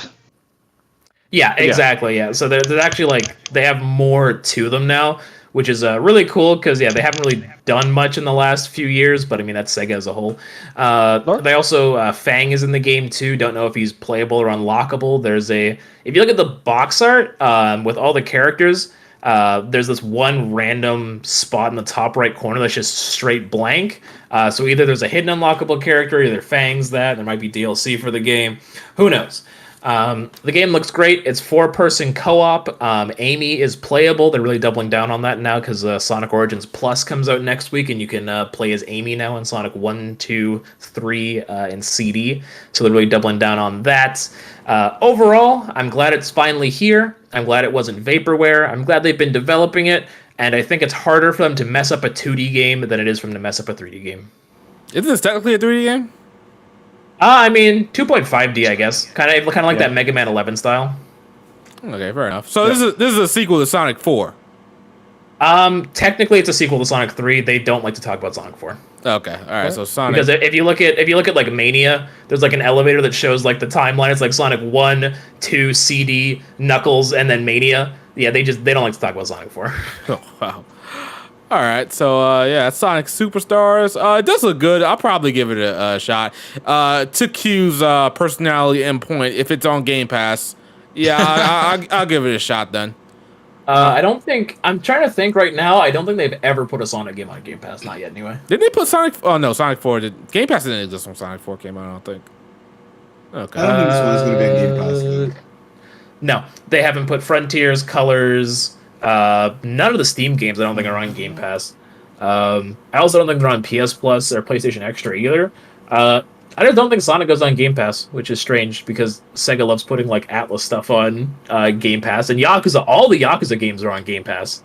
I think it's because they had a lot of Sonic games on the PlayStation subscription until they took it down. I think the thing with the Yakuza games and a lot of the Atlas games being on there is because Microsoft wants to have a couple Japanese games on there for the JRPG crowd. Sonic is not a it's not. Well, it is Japanese, but it's not like those games. It's not going to attract anyone from that crowd. So I think it just doesn't matter enough. Because doesn't Microsoft have to pay them for the games on Game Pass or something? Like there's some sort of deal? But I don't know the specifics of the deal. People like talk about it sometimes, but you don't know if it's like hearsay or if it's actually real. But either way, I don't think this is a game we'll have to worry about the quality of. It's coming out in September. It's been in development for quite a while. I hope not. All the early previews have been pretty good. I think it's going to be a solid game. The fact it's co-op, this is the first co-op Sonic game, and unless you count, I think in Heroes, Riku, correct me if no, I don't. I'm trying to think if in Heroes if you could pick up plug another controller and control. No, I don't think you could do that in Sonic Adventure 1. Oh no, wait, Shadow the Hedgehog, you can do that. Oh yes, okay. But I guess this is the first co-op game since I guess Sonic 2 and Sonic 3. If you count that as co-op, being able to play as Tails, but you run off the screen and your little brother's crying because he's not on the screen anymore. Like I said, you can do that in Sonic Adventure 1 as well. Yeah. So it's cool to see 4-person co-op. It's pretty much like the new Super Mario Bros. Format, and I loved New Super Mario Bros. On the Wii. Me and my brothers played that endlessly. The only concern that I actually have is just, in Sonic games, you want to go fast. You want to get your state, in Sonic games, you're always going fast. If there's 4 people on the screen, if it's like New Super Mario Bros, when one person just goes to the right, it fucks everybody in the back. So I'm curious how they're gonna try and balance 4 people going at like Sonic speeds, or if like they're gonna try and like slow it down in multiplayer. Like if you're gonna have to try and coordinate things more. Me and the boys are gonna be playing this day one when it comes out. Does not have built-in online multiplayer, at least not that we've seen yet, which is unfortunate. Online just says local 4-person only, but we have ways around that to play multiplayer. So, for example, because Bao is a big Sonic fan, so he's gonna be playing with us. And if he's just gonna keep going to the right and fucking us over, well, I mean, yeah, it is what it is. So, very curious to see how this is gonna go. I mean, I lean more towards the left. I mean, what? All right. I think this is going to be a $70 game. They confirmed the price is $60. Wow, 60? That's really high, isn't it? 60? That's a high price, Shadow. You dipping? I didn't even dip for what's that new Sonic game that came out? Like Frontiers. Frontiers. I didn't even dip for that. You think I'm gonna dip $60 for this? You must be out your didn't you bet on Frontiers and win? I did, but I ain't put that money towards Frontiers. Crazy. Not at all. I think I was supposed to too, and I really didn't. All right, so that's a new Sonic game. It actually does look really good. So I think that's all the relevant topics. We can go to the Xbox Showcase, and let's talk about Starfield first. Yes, sir. Let's talk about that. So Bao, I think you want to take it away. This is your game. You're definitely hyped for this game. Go right ahead while I find some Starfield footage. For the meantime, look at Xenoblade. First, I will say that I was watching a Starfield presentation today with a bunch of friends who all of them were at least somewhat interested in Starfield, but they were very on the fence. By the end of that 45-minute presentation, all of them were really excited and wanted to buy the game day one. So they did a great job with that presentation. And they really showed pretty much anything you would want to know or see today. You can so you can obviously customize your own ship. Yeah. There's dogfighting, but it's not just dogfighting. You can board ships, kill the crew, take the ship, and put it into your own armada. You can make your ships look like freaking mechs if you want to. You can be a smuggler. There's a ton of weapon types. Something cool in this I've never seen before. If you're fighting in zero gravity and you shoot certain weapons, they'll actually like push you around, like in the direction of your recoil, which is cool detail. Pretty much anything people were on the fence about was shown today, and I appreciate that. Like they show some of the perks. Like there's a skill that will let you brainwash aliens, like the wildlife, like a beastmaster. Yes, and just use them under your command. Is really cool. You can find people around the universe and put them into your crew, or have them work on outposts. The level of customization you can put into your ships is really cool. I will say the story is fine so far, and they also hinted at a supernatural element to the game.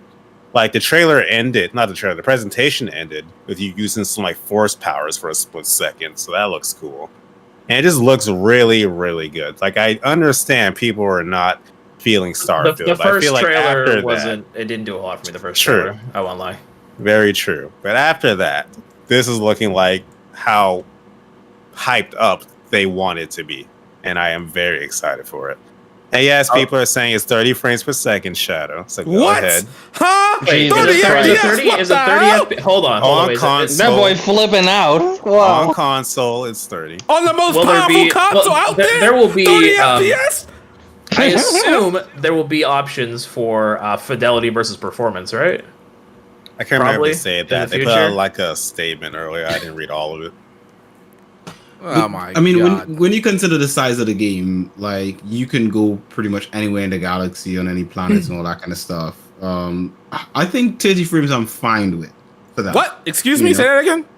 I'm fine with 30 frames for the scale of the goddamn game. You know, if it was a smaller game, maybe not. But 30 frames. I mean, you have to imagine how much of this game is being rendered in real time.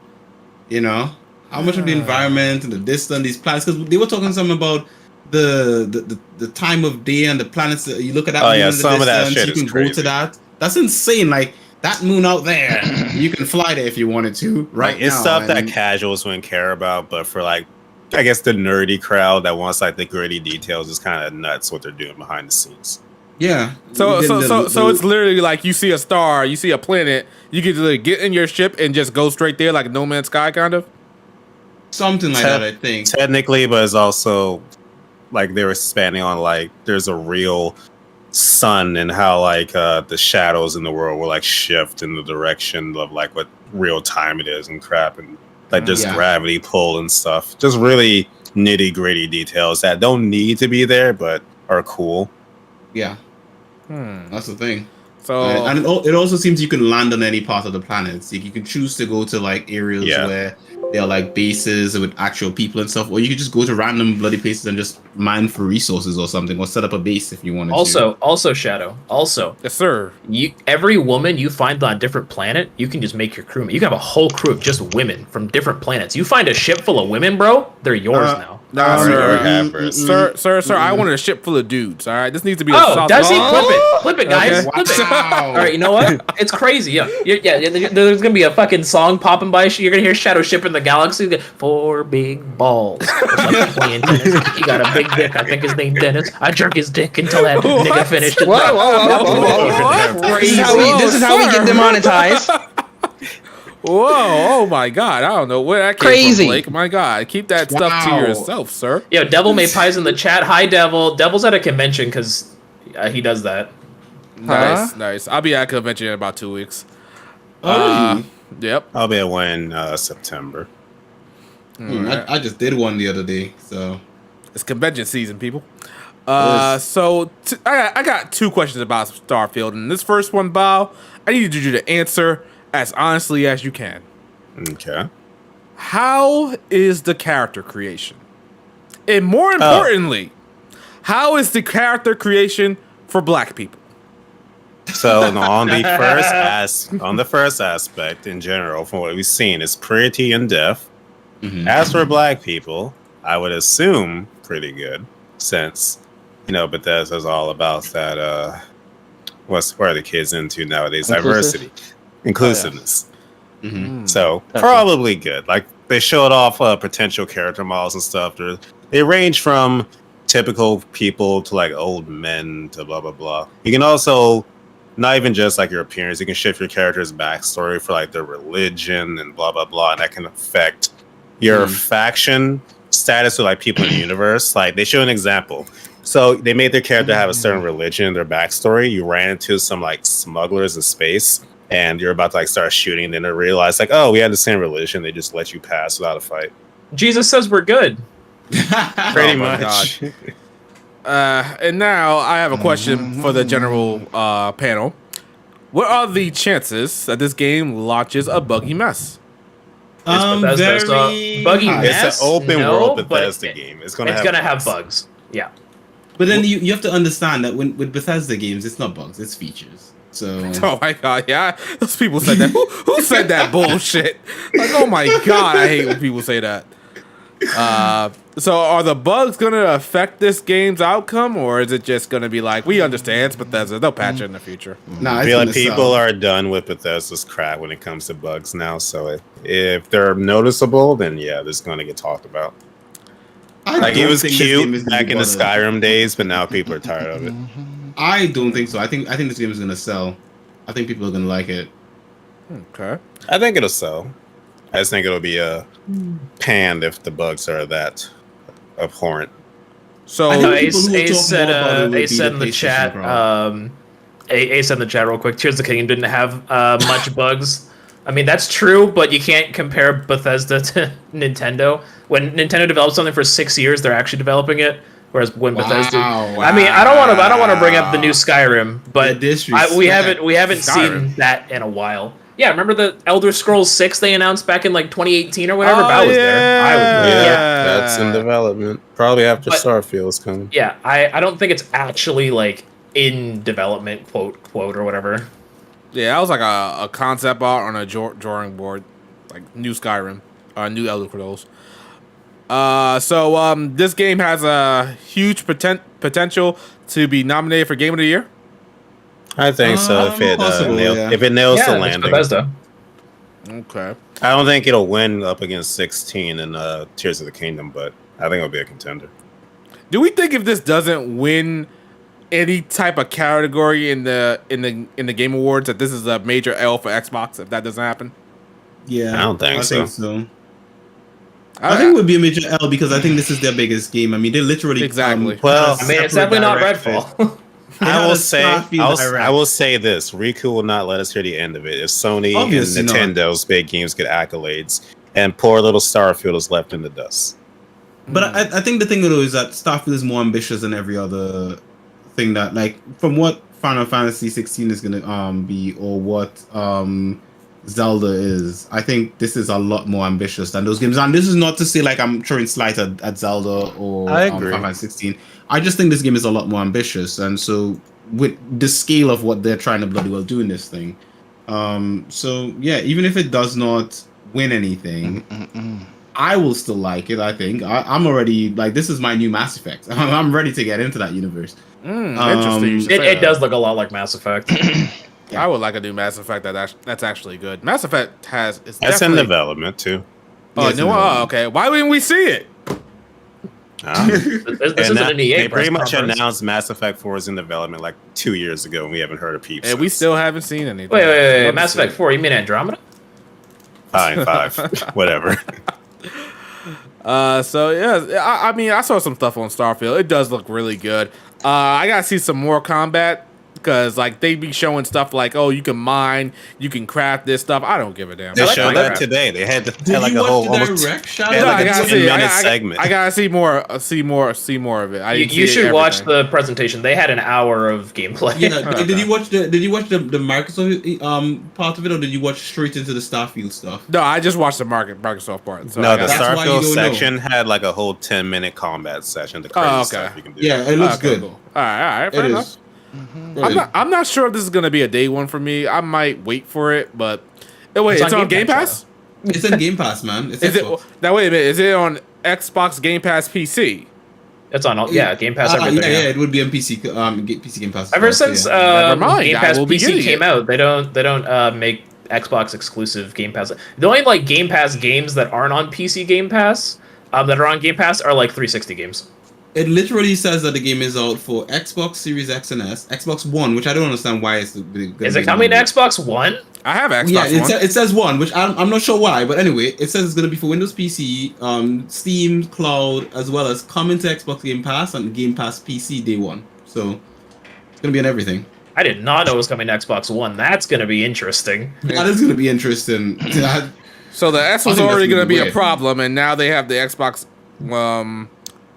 One version. That's going to be interesting. It is going to be interesting, yeah. Okay, so potential game of the year, Starfield looks great. Hopefully, it lives up to the potential that Xbox needs. Because if this comes out and is a clusterfuck like Redfall, I don't want to be there that day. But at the same time, Twitter is going to be ablaze, and it's going to be entertaining as hell. What Redfall looked like shit before it came out, though. Like, But it This does not. was definitely hyped as being one of Xbox's biggest games. So I think that Sure was a it is. subset of people. Yeah. This one is actually pretty good. The company themselves did that. Everyone else is like, why do you keep showing us this? Exactly. You know, this actually looks like, and I think Xbox is banking more on this one as well because again, they gave a whole direct to this, like a whole section where they were like, "This is stuff." Because one, they know people want this, and two, this is probably their biggest game that they're releasing for till next year. Anyway, so exactly. Well, this might be their biggest game this generation, like with Xbox. nah, it's gonna be Fable. So speaking of which, other Xbox Showcase games, we saw Fable. I honestly felt that the presentation of it looked pretty good. I just wish I saw more gameplay. I agree. I can agree. I didn't see a lot of gameplay, so I'm like, I'm not too hyped because I did play the first Fable and I played it a lot.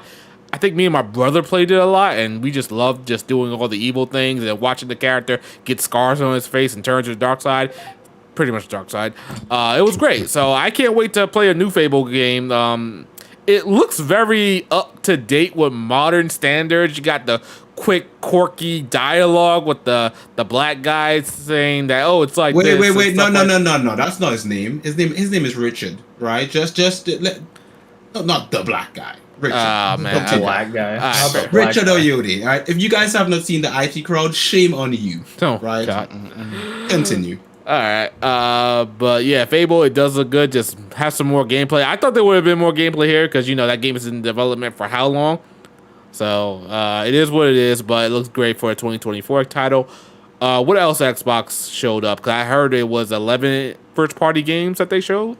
Something like that. Yeah. They had something called Towerborn. There was this 33 Mortals as well. City I'm looking at Skylines. a chart right now.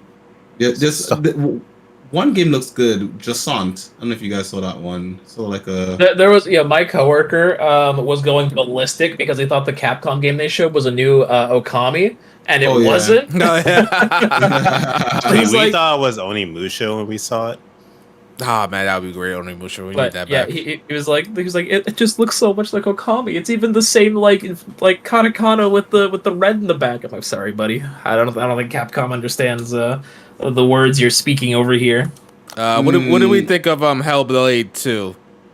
Man, it looks like I really don't know I anything. didn't about like these the games. lady whispering in my ear for 10 minutes. Yeah, Didn't that's need like that's like a special feature of Hellblade. That's what it does Yeah. in the first game. It didn't show enough Star Wars gameplay. as well. There was Star Wars Outlaw. That looked good. Outlaw. Didn't see any gameplay of that though. No gameplays, but the concept of it seems like it's gonna be good. If they do that, That's a lot of games. That's a lot of games showing up good concept trailers. And We got a first real look at the Cyberpunk expansion, which obviously I'm excited Oof. for. Idris that does look Elba, pretty man.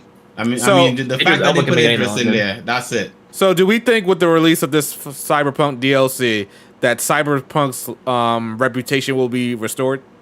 It will I mean, be it's, fixed by it's already Idris been Elba. restored. Yeah, Mhm. everything's been patched. No one really bitches about it anymore. Oh, Yeah, okay, game's so- perfectly fine. oh, okay, all right, cool. And it's selling really if well, you're, right? if you're playing it on PS4 and Xbox One, you're still a broke motherfucker. I also feel like another thing that significantly helped Cyberpunk after it was patched and good to go was the anime. Yeah, the anime That's it. does. Didn't they get really a- got them weebs on board. Didn't they get a massive spike in sales when that Oh anime my came out? god, Edge Runners, 10 out of 10 anime easily. See, Also, this still haven't seen expansion is not coming to all consoles, thank God. Thank job. you, baby. So I'm just gonna say, as someone who did buy it after the anime, I will be getting this. Idris Elba is in there. I will be a day one for you guys. Say no more. you're buying the game for another man? No, I mean Idris Elba is this is not another man, mates. This is Idris Elba, right? Yeah, there's a difference. This guy is like a cult fiction hero guy. Like, just accept Idris. He was horny. It's as simple as that. Okay. You guys know I'm here for the waifus. Shame on you. Israel Are you? is not a waifu, sir. He sure as hell is not no. You actually want to know what the biggest surprise for me for this What's that? was with that the amount of content they're putting into it? Flight Simulator. Yeah, so is that Time out 1 second. Riku, I think we hear your clicking in the background. Might want I'm sorry. to mute that up or something. Yeah, Uh, I'm good to go. All right, so You talking about that Dune stuff? Is it? No, not just the Dune stuff. They added like almost over 24 like just new modes or whatever features to the game. For something that basically started as like a tech demo, like you can do a lot in that game now.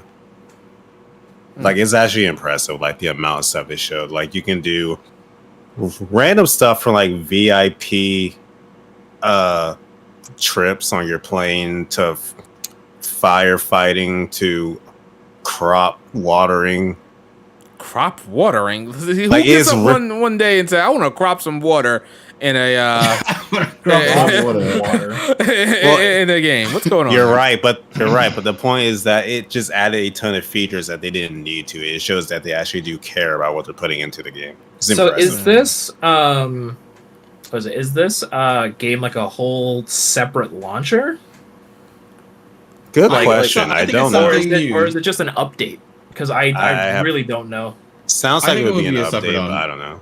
It Because seems like it's they gonna call be it something Microsoft separate. Flight Simulator 24 or whatever, 2024. So it's like, is this going to be like a sports like 2K thing where it's like every year they release a new Microsoft Flight Simulator? Like, Interesting. But besides that, there was what's that name? Clockwork Revolution, which basically looked like a new BioShock. Which Clockwork. I'm sort of interested in it. Okay. I actually thought it was Bioshock when I saw it, and the whole time I was like saying, you know what, if this is not Bioshock, I will be shocked, and it was not. Bioshock shocked. What happened to that game that was supposed to be like a Bioshock, like spiritual successor or something like that, or like inspired by Bioshock? You mean the Russian one that came out? Oh, was that any good, or was that just nobody Got cared? good reviews. Oh, okay. What else they showed? They showed this game called Avowed. Is that a good one? Yeah, so that game got announced apparently before. I didn't know that. Yeah, it's from Microsoft been the talking about that. original devs are the Fallout New Vegas devs, but then they went on to make the Outer Worlds and now this. So they have a good track record. They do. Okay, They good. do. It was first person, so I was like, eh. The whole You're thing like, about nah, about these trailers is that they show like in-game engine gameplay, but like it has dynamic camera angles, and it's just like it's not actually the day-to-day gameplay that you'll actually be doing. So it's kind of like, okay, this is all it looks good, but then like all you're doing is using a sword and magic in one hand, and it's not as entertaining as the trailer makes it look, even if it's in-game footage. I don't know. That doesn't do much for me personally. Got a super chat.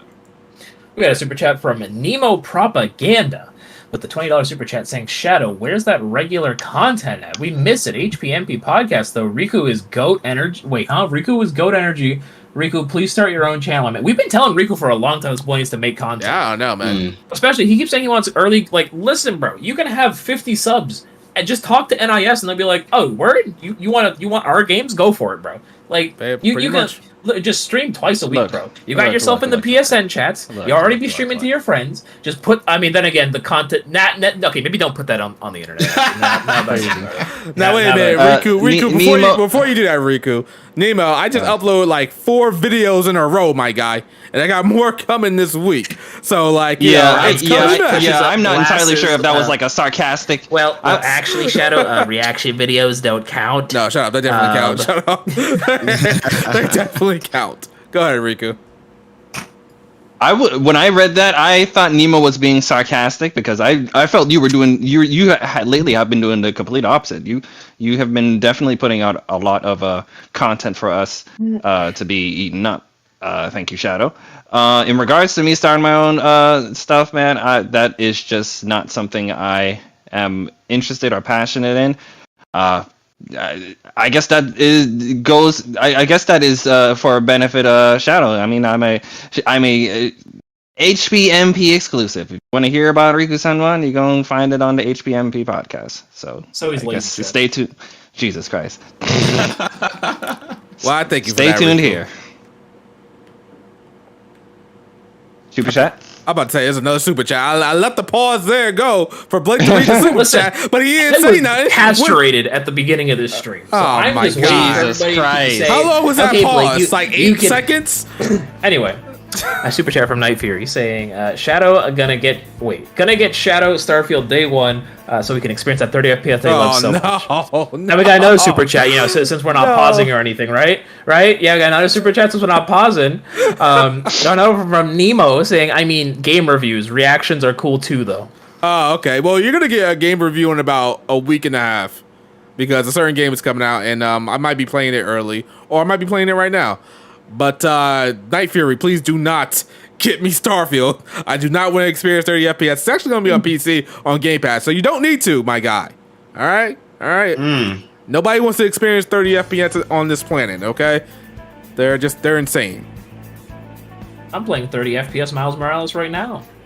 Miles Morales is not in 30 FPS. I'm playing the PS4 version. You made me sick. Oh. Stop reading my super chats. Anyway, we got a super chat from Cranberry. What about it? What the hell? What?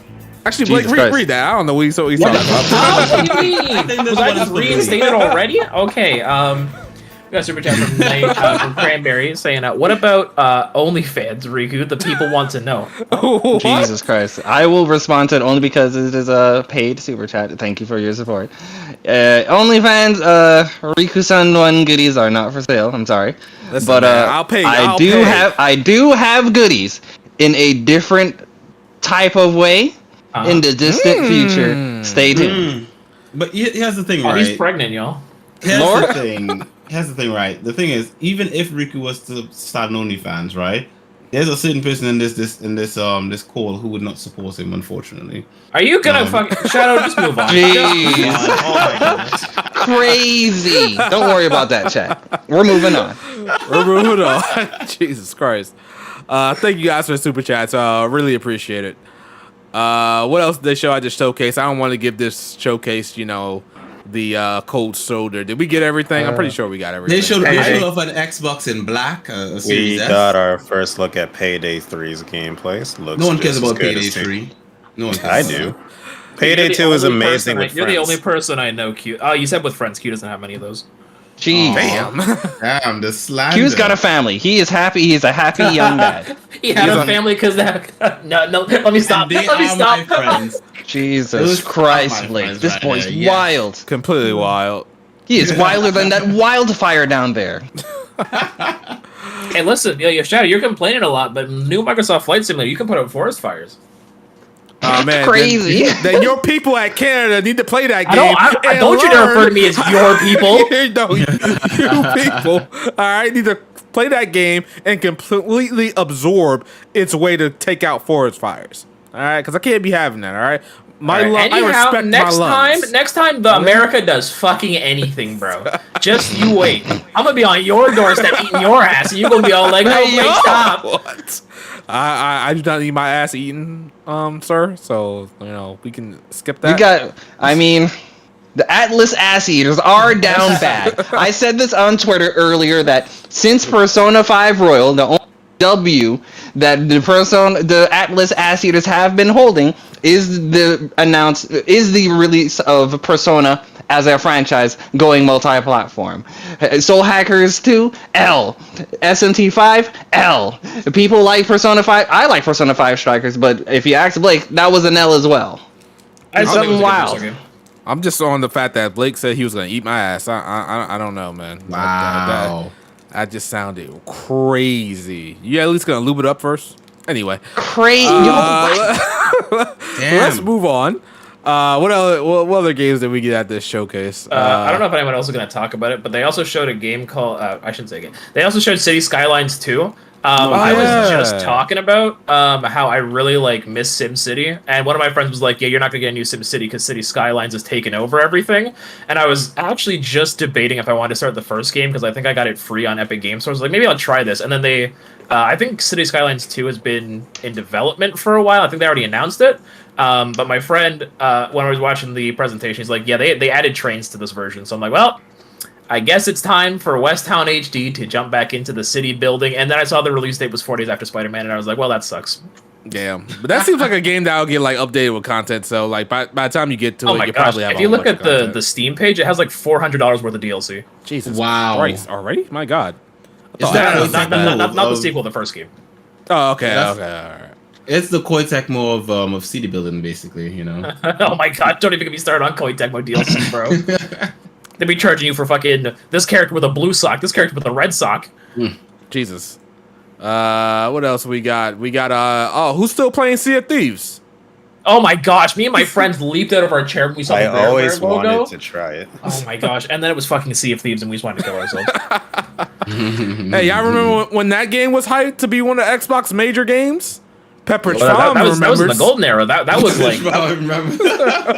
I feel like that's another game. I feel like that's another game that flopped, but then made a very big comeback. As far as I heard, everyone that plays Sea of Thieves are happy right now. So that announcement, I guess, was for them, and the support they basically brought that game out of the muck that it was when it first launched. Didn't they also show Fable? Did we talk about Fable? I'm sorry. We talked about Fable. Yeah, we talked about it. And Avowed as well. Yeah, we talked about Alrighty. Where were you, Riku? Did you leave? Hey, don't worry about that. Xbox. Hey. We also got our look at Overwatch 2 and their supposed What reversal. Yeah, that's what I thought. I saw the trailer and I was like, that sounds like PvE. Are they bringing it back? Did they just walk back on them saying a week or two ago that they canceled all the single player content that made Overwatch 2, and then they're like, hey, JK, it's me. I don't know. I think it's because like I saw like I watched one Overwatch 2 is trash video, and there's just a shit ton of Overwatch 2 hate that's going on. So maybe they did look at all that and say we did promise this, and we've been lackluster in our Overwatch 2 content. That Wouldn't they need we're gonna morals bring it for back. that to be a thing? Wait, what? Wouldn't they need morals? You know? Oh, morals! I guess because it's Blizzard. Oh my god, that's terrible. But what if right? What if they prepared this trailer in advance before making the announcement and And they announce it and they have to walk back on this trailer. Oh, wouldn't that be crazy? That'd be bad. That'd be very bad. All right. wild. So you know what? I like Overwatch only for the characters. So hopefully Overwatch stays alive and well, and the people playing it, they like it, because I've just heard so much stuff about the game. I was watching so many videos that people just hate the crap out of Overwatch 2. Didn't you guys play Overwatch 2? What happened? Nah. I tried it once. I was a huge fan of Overwatch 1. Like, I was really passionate about that. The year it came out, it was my game of the year. And just to see it go down this route is really sad to see. The main reason, at least to me, why I dropped off Overwatch 2 so quickly, some would say this is a good thing. They made it free to play, but the issue with that, like, good on them that they brought that if you played Overwatch 1, all your skins in your account, everything carries over, which is good, so you don't have to pay for your skins again, because in a game like Overwatch, with all the loot boxes you paid for, blah, blah, blah. So, my issue is it's free to play now, cool. They took out loot boxes, and I never thought I would be complaining that they took out loot boxes, but they replaced it with a battle pass. And a battle pass basically means if you don't play that season, you don't get the content. Yeah. Whereas with loot boxes, you can just pick up and play whenever you get a loot box every now and then. Oh, cool, I got this rare skin. All right, moving on. But with like loot box, and see, they don't put characters behind loot boxes in Overwatch 1. If you want certain characters, you got to get the battle pass to get the characters. You can't deny from a business and financial standpoint. Oh, they're probably making more money off a battle pass than loot boxes. Definitely. But you know that It keeps, because think about this, Blake. People are falling off of Overwatch. So if they realize that you're trying to tell me that if I stay playing Overwatch, I will get the cool content that I've been working my butt off for, trying to get it through loot boxes, and all I have to do is just be there, I'll continue to play your game. So I think that's the mindset that they think that Overwatch... Huh? It's not just be there, it's be there and also pay for it, because aren't battle passes like you have like the free... I feel you say and pay for it, but they were paying for loot boxes. No, you're paying for loot boxes. The thing is, with loot boxes, it's a chance. With the battle pass, you're guaranteed to get it once you pay for it. Yeah, and I think those Overwatch guys are... Here's the thing. If I was crazy into Overwatch, to be honest, I would prefer it this way than via loot box. Yeah, same. So you guys say that, because I heard nightmare stories. When you actually put them side by side, the loot boxes were better because of what they did to that content. The content is now just locked behind the battle pass. How much is the battle pass? But what I'm saying is that these loot boxes is like, I guess at this point it's like, which one do you value, your time or your money? Because exactly. First of all, both of the versions are gonna take your time, right? Yeah. But opening a loot box and not getting what you want is a very disappointing feeling. Here's the thing with that. Characters are locked behind the battle pass now. Before you got them for free. Oh, yeah, but characters are locked behind the battle pass. Can you buy a character if you wanted to? Like, could you pay to have this character? Yes, but they came free before.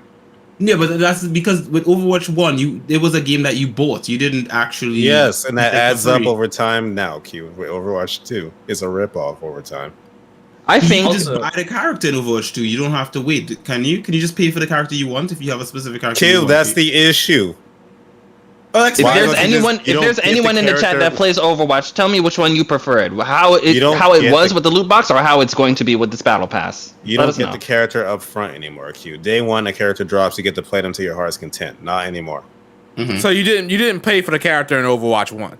No. No, you paid for the game. It was just games, so like as you, and also another thing. I don't know if anyone else is gonna agree with me on this, but I feel like loot boxes are a lot more casual. Like there's not a lot of urgency. Whereas a battle pass, if you buy the battle pass and you don't finish the battle pass, you feel like you wasted. I bought the Halo Infinite battle pass because I was like, oh, I'm gonna be playing the shit out of this with all my friends. We played for like a week. I got maybe like 10% into it, and I realized the XP was just, they didn't give you a lot of XP. And also in Overwatch 2, you grow levels like a motherfucker. Like, it's so slow. So it's like, I don't have the time for this, nor the interest. Bro, like with Overwatch, I know so many Overwatch players that have like 2,000 plus hours into Overwatch, and they're still going strong. I feel like those people don't care as much as you guys actually think. So speaking of loot boxes being added in the game all of a sudden, or Battle Pass or whatever, let's talk about real quick. The last thing we'll talk about is Diablo 4. That game came out. I honestly didn't even know there was a new Diablo game. I don't know. Maybe I've been, in fact, living under a rock. But that game seems to have a battle pass attached to it. And the people from Diablo, the people that play Diablo, they're not too happy about that. But it made bank. So we can say all we want, that we don't want battle passes, that we don't want loot boxes. We can't apparently speak with our wallets. Because there's too many people that are just going to pay. But the battle pass in Diablo is 100% optional, unlike Overwatch, where you need it to get stuff. So I'm confused with the Overwatch thing. When you say you need it to get stuff, let's say, for example, like... If you don't get the battle pass, you don't get characters and content. Let's say, for example, I like the character Lucio or whatever his name is, right? You have to unlock Lucio. I cannot buy Lucio if I want him day one. I can't just pay like £5 and have Lucio in my, like, use him if I want to pay £5. Well, the game is free to play. Any new characters they add, you have to pay for them. Yeah, but that's what I'm saying. If I want Lucio, you say Bao, you said you guess, meaning that I could potentially pay money, not do the battle pass thing. Like, I could ignore the battle pass thing and just pay outright and have him. Is it possible to do that? I believe so, and that's still as bad. But that's a choice. I mean, at the end of the day, I'm not saying like that's paid to win at that point. How is that good? Yeah, because in the first game, you would have got Lucian for free when it came with a new update of the game. Now you actually have to pay for it, and teams that don't have Lucian or whatever you call them are at a disadvantage now, considering if Lucian is a high tier character to play as. So it's pay to win. Overwatch it's not balanced in the sense like you can just pick a character, play their class, and you should be fine. Like, if you need a healer, you buy a healer. Like, for example, there's a game that I used to play, Paladin, Why are you making excuses, Q?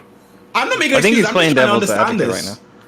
I'm trying to understand it, to be honest. I'm not making excuses for it. I'm just saying, like, for example, I played Paladins, right? Which is similar to... Oh, dear Lord, he's a Paladins player. Shadow, we can move on. Oh my God. Let me just make the point, right? I played as a healer, right? So it meant any of the healers that I picked, obviously I had my favorites. I could play them if essentially. Is it not the same with Overwatch, or is it different? You have to pay for your... Yeah, you have to pay for your healer. For a new healer. If you want a new character that's a healer, and it's a really good healer. Right. Let's say you suck with Mercy and Zenyatta, and those are the only healers you have, then shit out of luck. And then, the new healer comes out, it's just, they're way better. You have to make sure you pay for it. If nobody on your team paid for that new healer, you're probably at a disadvantage.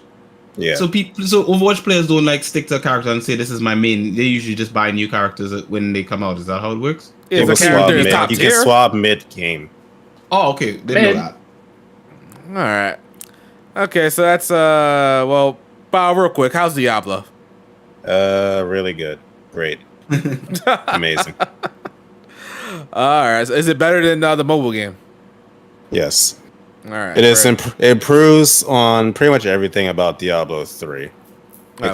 My only minor gripes: one, the game can use more fast travel options because there's a lot of running, but it's supposed to be like more MMO-ish, so I get it, but I just want to get the point A to point B. And my second issue is sometimes there's so many people in towns it starts lagging, and lag just is a no-no. Yeah, lag. Game of the year contender? For some, probably not for me. Okay. What do you play this on, Bao? PC. Oh, okay. Perfect. Game Pass? No, there's no Game Pass. You pay $70 or you get the fuck out. Yeah, and a lot of people paid $90 and upwards to play it early. Oh my God. You see how they're getting away with murder on that one? Yeah. Hey man, people do it. But high key, before we end this show, I'm curious what you guys think. Like the top 5 games the Game Awards are going to be. I think it's going to be Spider-Man, Zelda, Final Fantasy, Starfield, and maybe Diablo. But From what we Okay, know so what far, else- I guess. So. What else comes How out much do this you year? think Spider-Man is going to be up there? No, Oh, Spider-Man's hella gonna be up he's there, gonna what? be on there. Spider-Man's gonna be up there. Spider-Man money. I feel like Spider-Man is like more likely to win Game of the Year than Zelda, but we'll see. So yeah, I since feel in terms of quality, Baldur's Gate should be up there, but it's still too niche to be up there. oh yeah, absolutely, yeah. That's way too niche. That's not gonna be on there. Have we had any shitty indie games come out this year that are going to be there? So real quick, and we'll end the podcast here. Go with the outros. We are halfway in 2023 right now. What's everybody's game of the year? Just shotgun it. Blake, Tears of the Kingdom. Riku, Reverie. I don't know. All right, fair enough. Q. I'm not even sure, to be honest. I'll say ReFantazio, as I'm playing that right now and I'm enjoying it, but Sure. I don't think that's going to be the game of the year for me this year. I think I'll have something else. Bao. Bro, I can't remember what I played this year, honestly. I'm about. I can't remember what the fuck I played this year. I'm going through like the new releases now. Like, damn, what did I play this year? Like, I I prepped forgot I this from played before. Fire Emblem. That was back in January. I guess Fire no Emblem long this year, wins was by that released default. this year? Engage. Yeah, that was this year. That was this year. Oh, fuck. Right, Resident Evil forgot 4 Remake already. was also out this year. Resident Evil 4 Remake could probably be there, even though that game Metroid kinda- was this kinda year. trash. Hogwarts Legacy was this year. Yeah. All Oh, right. Hogwarts fair. Legacy. I forgot about that game. Wow. See, if it's not a continuous game, we don't remember it. It's irrelevant. Doesn't make the money. That's why they don't make single player games. Anyway, I'll say Resident Evil 4. If I had to pick a JRPG, nothing at the moment. Wow. Gee, Riku. Not was Honkai Star Lord Shadow. Not Honkai Star Rail Shadow. Oh man, yeah, definitely game JRPG of the year right there, Honkai Star Rail. And yeah, all right, guys, that's a podcast. Let's go on to our outros. Go ahead, Blake. All right, it has been that time, y'all. Thank you for coming out. Y'all can find me at Westtown HD on Twitch, twitch.tv/WesttownHD. I got some streams planned for this week, and we probably most likely finishing Final Fantasy V if any of you guys are interested in that. Tomorrow night, I will likely stream the Final Fantasy 16 demo because I think that's supposed to be dropping tonight. If it does, expect to stream tomorrow night for Final Fantasy 16. If not, I will probably just stream Final Fantasy V. But yeah, it's been fun. I'll see you guys in 2 weeks, and we'll be actually 2 weeks from now. We'll be talking about 16 because it'll be in our hands, unless we don't have the show. Yeah, about that. 2 weeks from now is also Final Fantasy 16. I will be on vacation. I don't know if we're gonna be able to do that. All right, so we're gonna get Shadow Stream Key. We're gonna be talking about our initial questions. The bow. Like, we have something in the chat. We got a super chat from Ace. You know, Shadow, you did say you wanted to read super chats before. Nah, man, I reinstated you, bro. So I'm not gonna take that away from you. All right, bro. So do I get the reinstatement pay now or? Man, you get that sometime in the future, but it's coming. All right. Speaking of coming, Ace Breaker with a $5 chat saying, "Time to put my 6 inches inside Riku. Happy Pride Month, everyone." Wow. Wow. Yo. What the hell? Why? All I'm gonna say to that is thank you for your financial support. Happy Pride Month.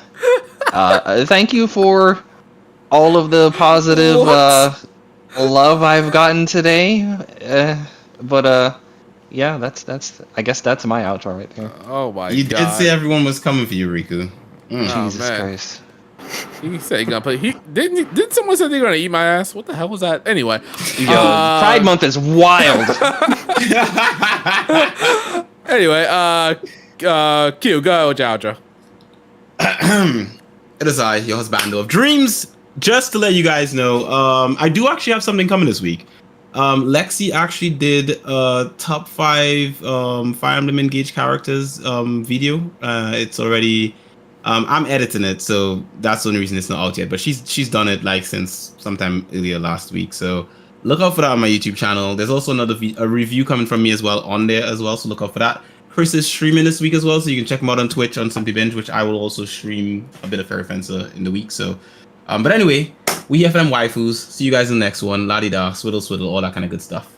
Hold on. Question for Q. Speaking of streaming, Q, who's this other black guy? You ain't slick, bro. I know that ain't you. Who's this other guy streaming on your Twitch page? So that's Chris. man. That's my boy Chris. That's Chris. Nah, his name is R. All right, we have named him R. All right. Have you named him R? Yeah, your name's Q. His name is R. All right. Bowdun sent me a tweet the other day. He's like, "Who's this guy?" I'm like, "That's R, bro." Wow. All right. Oh, Fair enough. brilliant. You know. Go But ahead. anyway, that's the thing. We've got content coming, so keep checking it out. all right. Bow. Welcome. I won't say welcome. Thank you all. Well, yes, welcome to the madness. Jesus Christ. Thank you all for coming out to another HVMP podcast episode. By the next time we see you, FF16 will be in everyone's hands. We'll have our thoughts on that. And real quick, I wanted to quickly expand on this thing with Starfield's frame per second for Shadow, their statement. The reasoning is we do lock it at 30 because we want that fidelity. We want all that stuff. We don't want to sacrifice any of it. So there you go. 30 frames per second is the wave apparently in 2020. If it's a nice stable 30 FPS, fine. But if it's anything less, if it goes down to 29 and a half frames, we're gonna have an issue. 29 and a half frames. Oh no.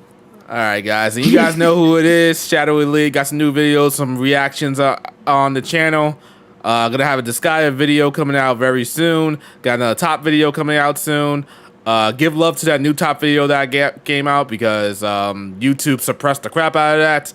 And yeah, we're out of here. Peace. Peace out, people. See you later.